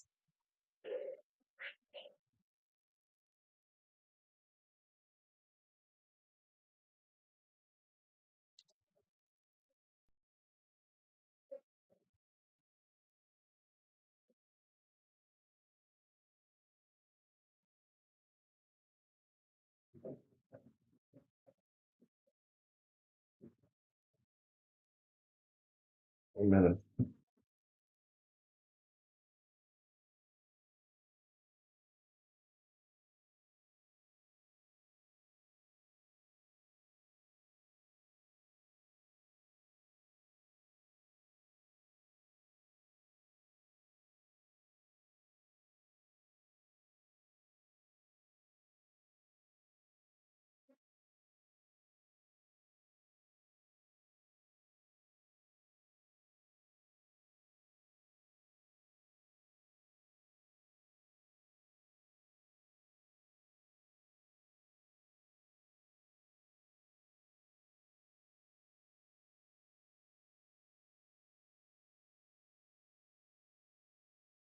A lot easier to write readable code if you have variable names within. And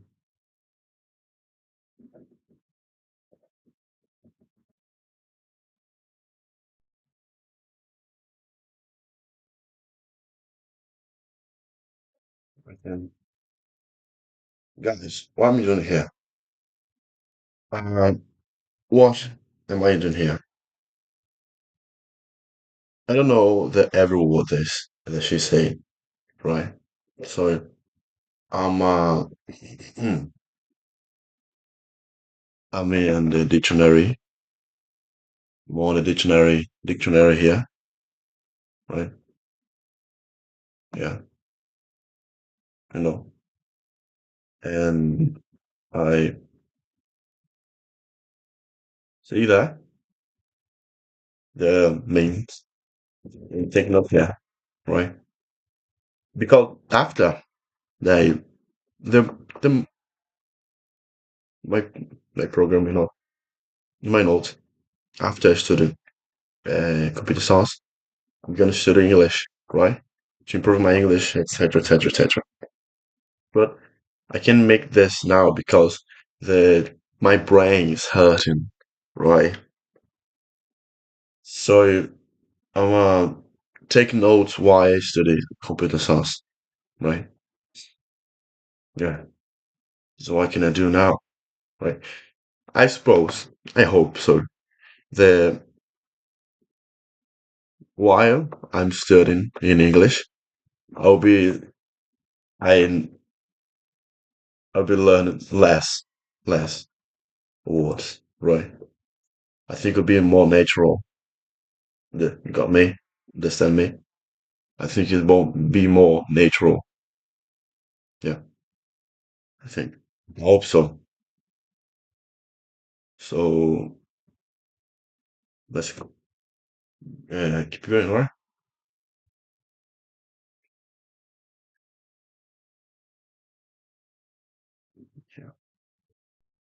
Within your programs. So when you code, it shows you with a with a PI PI example, example, it's a lot easier to write readable code if you have variable names within your programs. So when you write programs, it's important to choose variable names wisely. Wisely. I think this wisely is uh well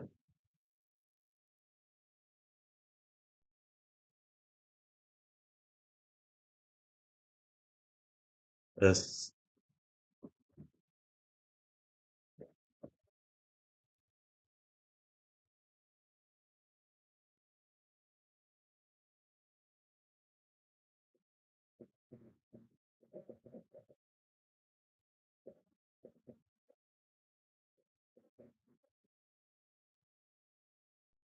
You don't want to use Use just single letters. You don't want to name it something that doesn't have something to do with the program you're writing.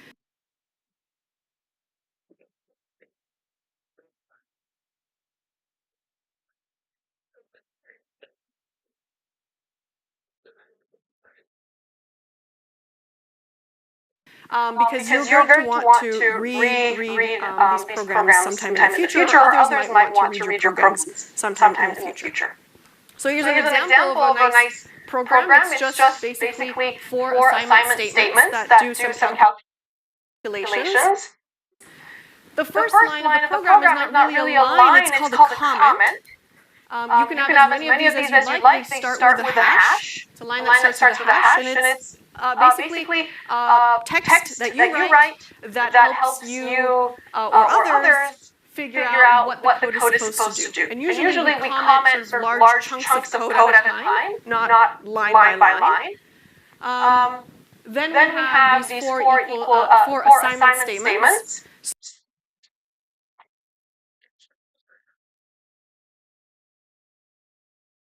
So here I'm defining a variable named pi bound to the value here, so not the division, but 3.1459. Variable named radius bound to this float 2.2. And then I have a variable named area, which is bound to the result of this expression. Okay? So when Python sees my pi and my radius, it grabs them from memory, replaces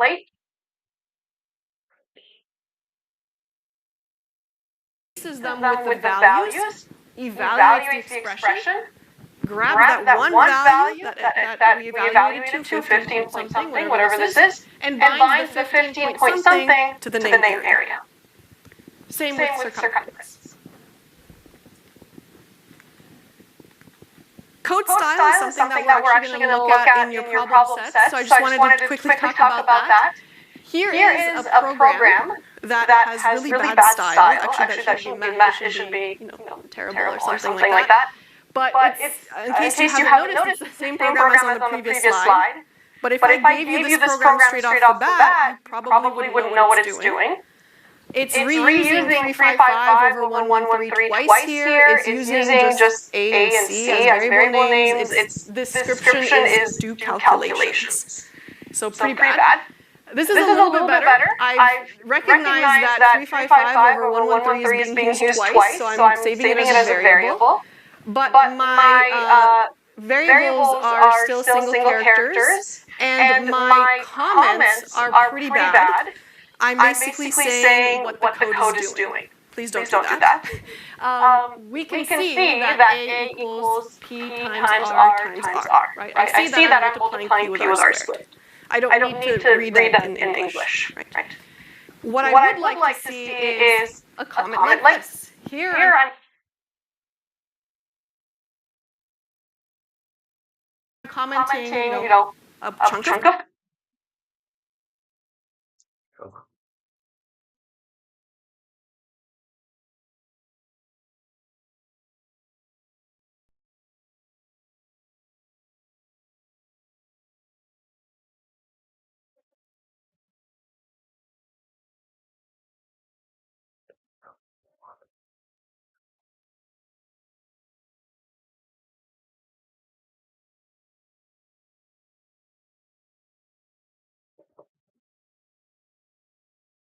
code, and someone who doesn't want to read this chunk of code just reads the comment, and I already know that I'm calculating the area and circumference using an approximation for pi.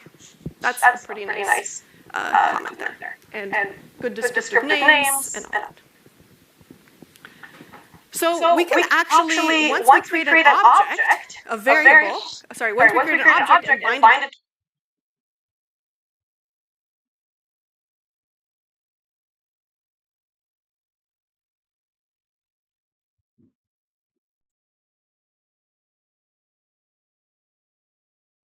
to a variable, we can change the bindings. Create an object and bind it to a variable.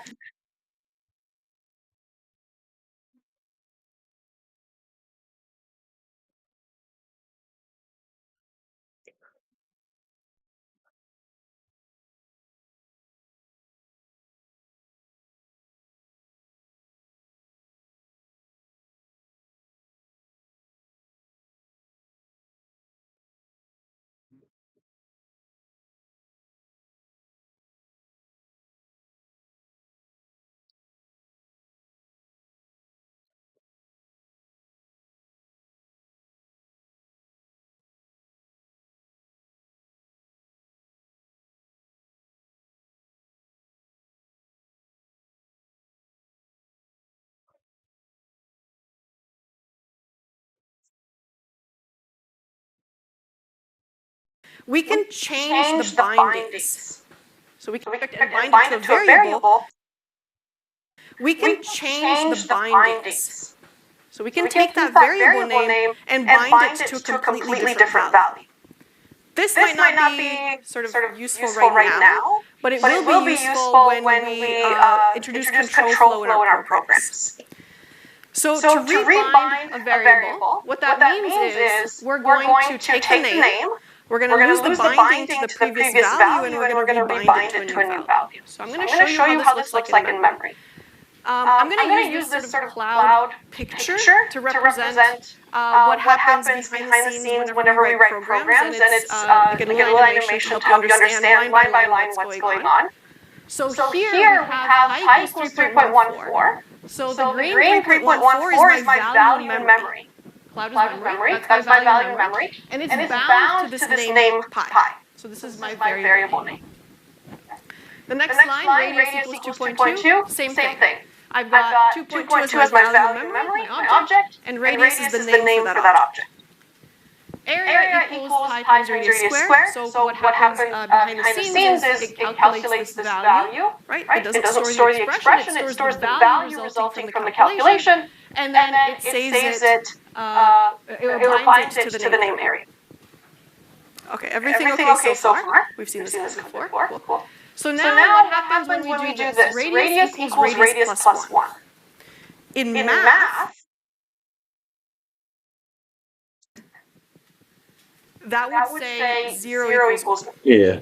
But we're not in math here, right? We're computer science, and this is perfectly valid. We're following the rule, right? When we have an assignment that says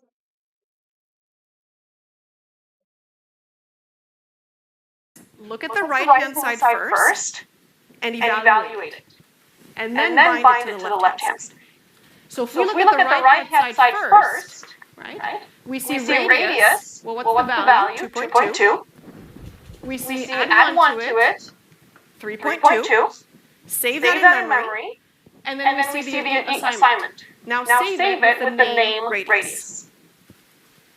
Okay, so we can only have one variable assigned to one value at a time, right? This is not math, this is computer science. So you can only have radius point to one thing at a time.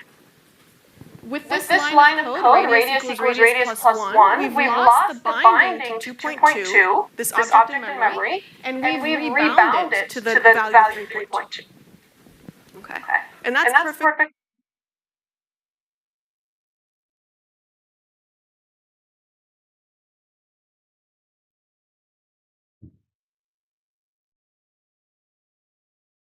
Fine. 2.2 is now just sitting in memory. We can't get back to it unless we say maybe radius equals 2.2. It just sits in memory and then it might be collected later on by, or reclaimed by garbage collection or something like that. But for now, we can't get back to it. Now, what's the value for area at the end of these lines? Well, according to this, it's 15.1976. So it's using the old 2.2 value for radius. And that's okay, because the program never had a line that said recalculate area after we changed the radius. Right? It's just following line by line. Right? It doesn't know that, hey, if I change the radius, the user might want the area changed. Right? It doesn't make those connections. It's just following instructions. And that's okay. If we wanted to change the area, we would have to copy this line and paste it after we've changed the radius. And then the area would change as well. Okay.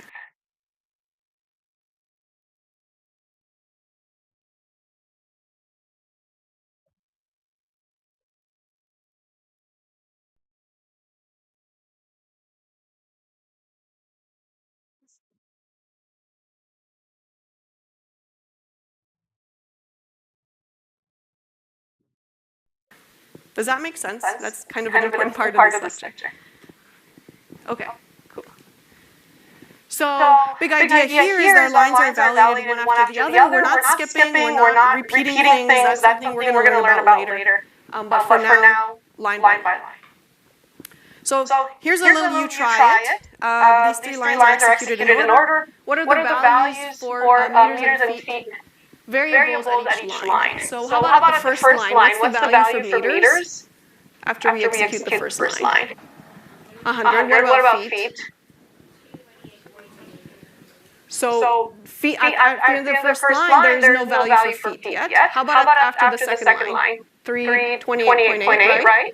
How about the value for meters? 100 still. And what about after the third line? I'm changing meters to 200. Exactly, yeah. Meters is 200, but feet is still 328.08. And this is something I want to show you guys today, and we're going to use this Python tutor a lot more in the future. Python tutor is a nice website that allows you to step in your code, step through your code, step by step.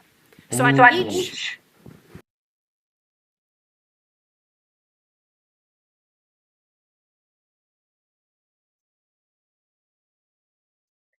Python tutor. line that you execute, you get to see the values of all the variables in the code. It's a very useful debugging tool. I hope you'll try it out today and on Monday, maybe for the finger exercises if you're having trouble. And you can use it for quizzes to help you debug. But we can.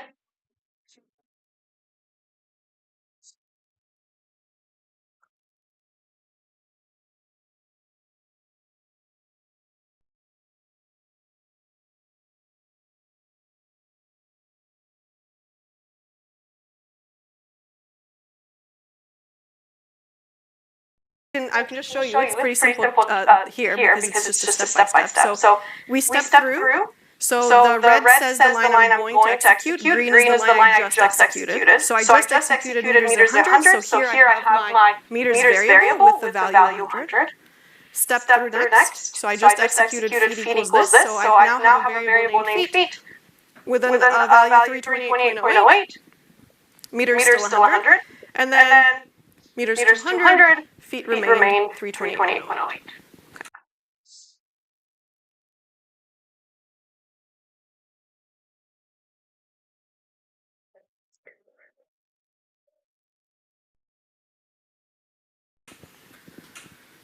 So obviously this is a pretty simple program to run the Python tutor on, but you can imagine using it in more complex steps. How about one more? And this is my last example. I want you to try to write a program that swaps the values of x and y. So originally, and I'll draw this memory diagram real quick.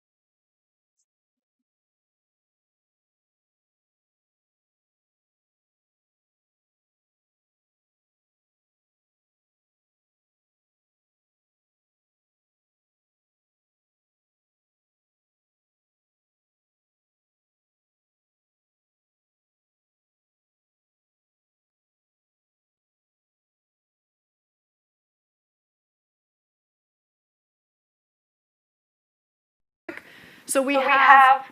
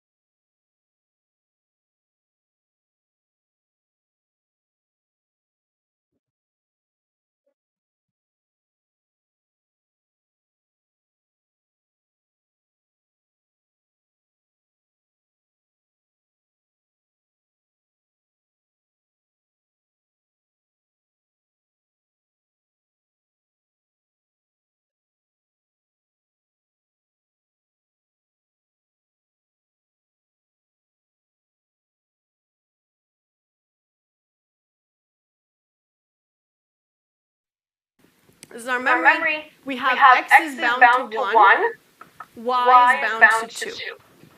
And And what what I I want want to to do, do, without without saying saying x equals 2, y y equals 1, equals 1, what I want to do is swap the values. I want x to be a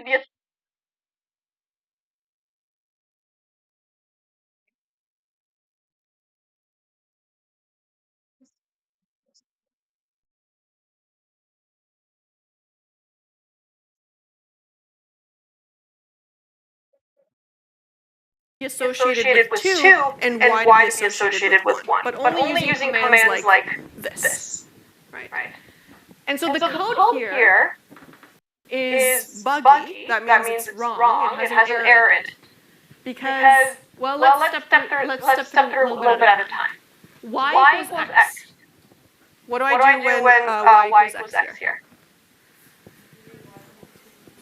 Yeah, Yeah, exactly. Y is going to move from 2 to to 1. 1. Now, Now what happens when I do x equals y? Yes, x stays the same. My first line, y equals x, lost the binding to 2, right? And now it's all messed up because I can't get it back. So So instead, instead,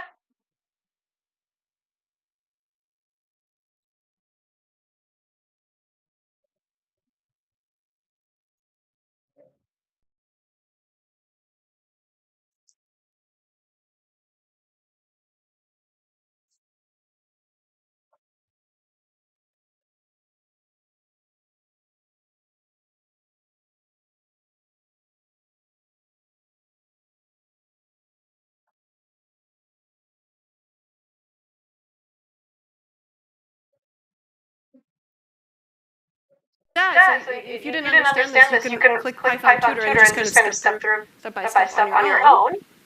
But how can we fix this? Create a third variable? Yeah, that's a great idea. Yep, we can create a third variable. So x is 1, y is 1. Y is 2. So we can create a third variable. What do you want to make the variable equal to?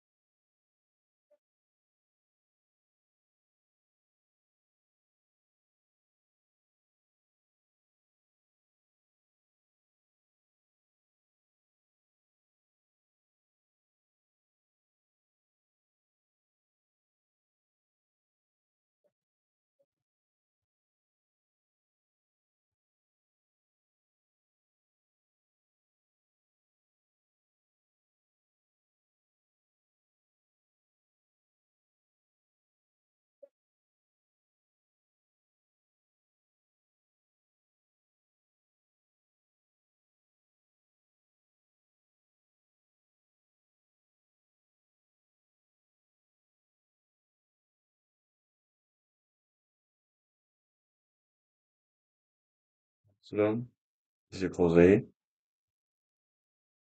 not z is equal epsilon.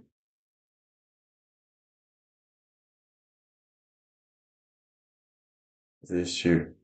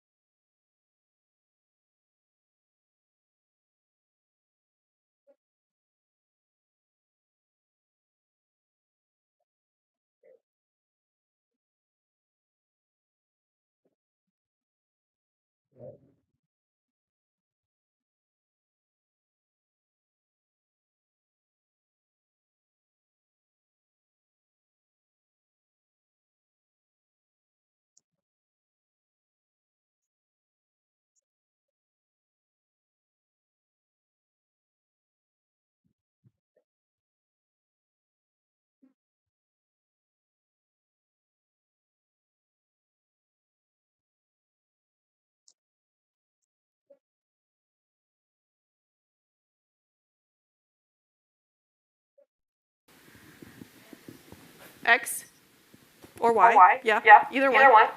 I made it Y, so let's do Y. So here I got a temporary variable called temp, and I made it equal to 2. And now what can I do? Which one can I reassign now? X equals Y or Y equals X? Exactly. Y equals X.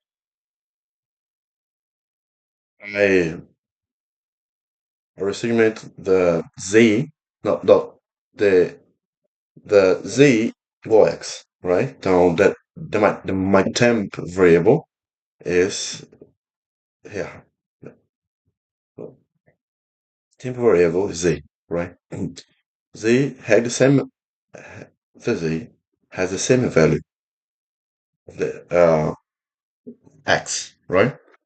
So take here, and I do this x equal epsilon, right? This equals so x equal epsilon.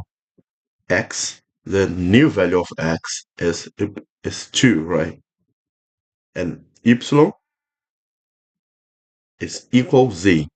Epsilon equals z, right?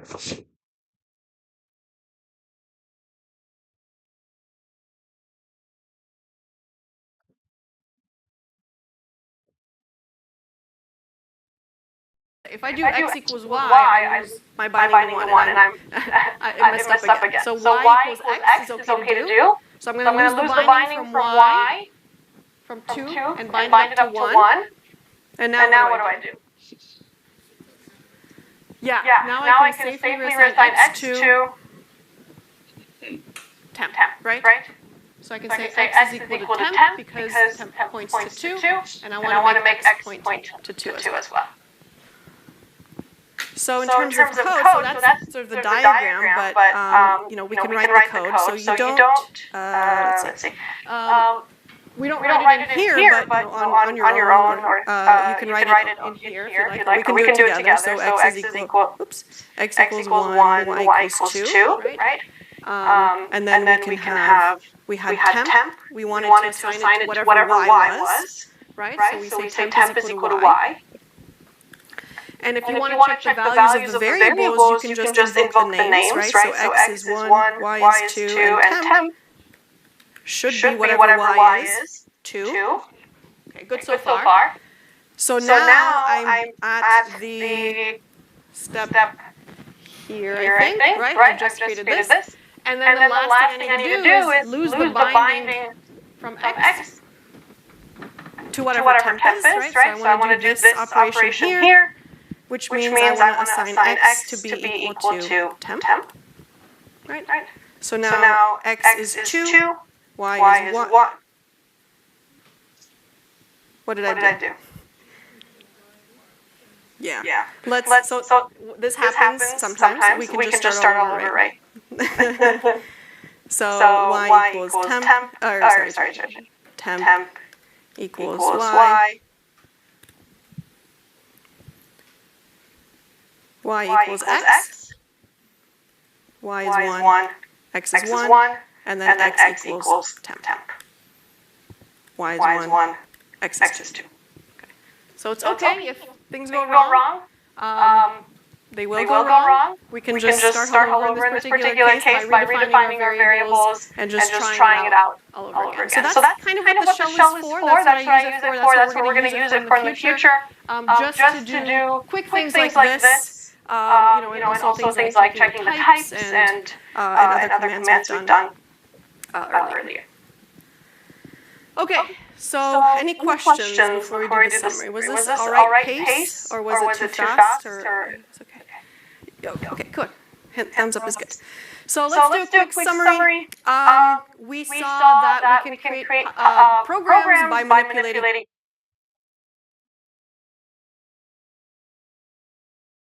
Questions before we do the summary? Was this all right pace, or was it too fast? Or it's okay. Okay, good.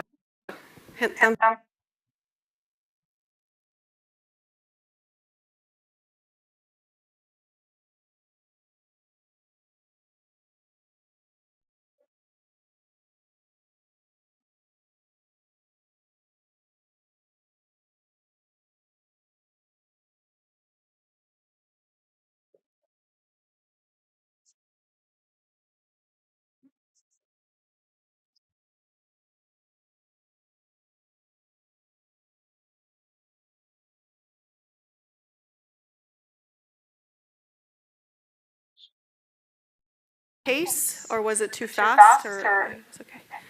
Okay, good. Thumbs up is good. So let's do a quick summary. We saw that we can create programs by manipulating objects. We created objects in Python, and we saw that objects have a particular type. The type that the object has tells Python the things that you can do with that object. Right. We can combine objects in expressions, and these expressions evaluate or boil down to one particular value.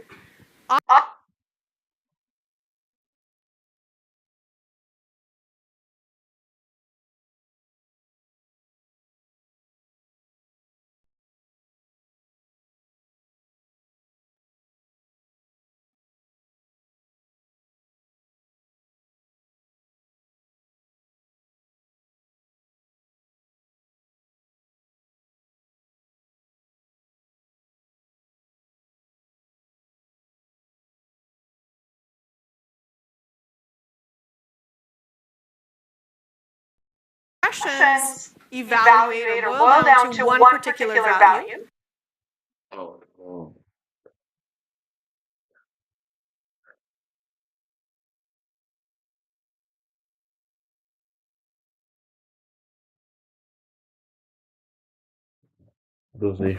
Objects or values can be stored in variables, and these variables allow us to access these values with nicer names later on in our program, and then we're able to write neater, more legible programs as well. Right, so the equal sign, I showed you a couple of differences between math and computer science. The equal sign was one notable difference, right? The equal sign in math is declarative, and the equal sign in computer science is an assignment. You're basically saying this is associated with this, right? And we're not doing any sort of equality in computer science. And yes, computers do what you tell them to do. That's kind of the big thing here, right? Line by line, it executes starting from the top, goes line by line. So far, we haven't seen any places where the computer makes a decision. But next lecture, we will see how we can insert decision points in our programs for the computer to, you know,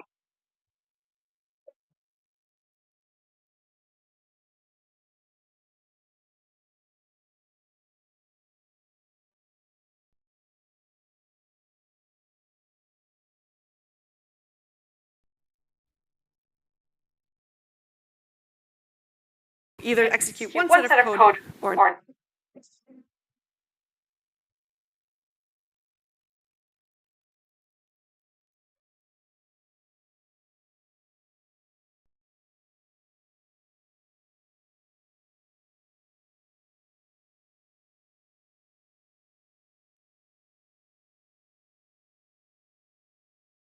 another set of code. All right. So that's the end of today's lecture. Thank you all for joining. I will see you on Monday. Yeah.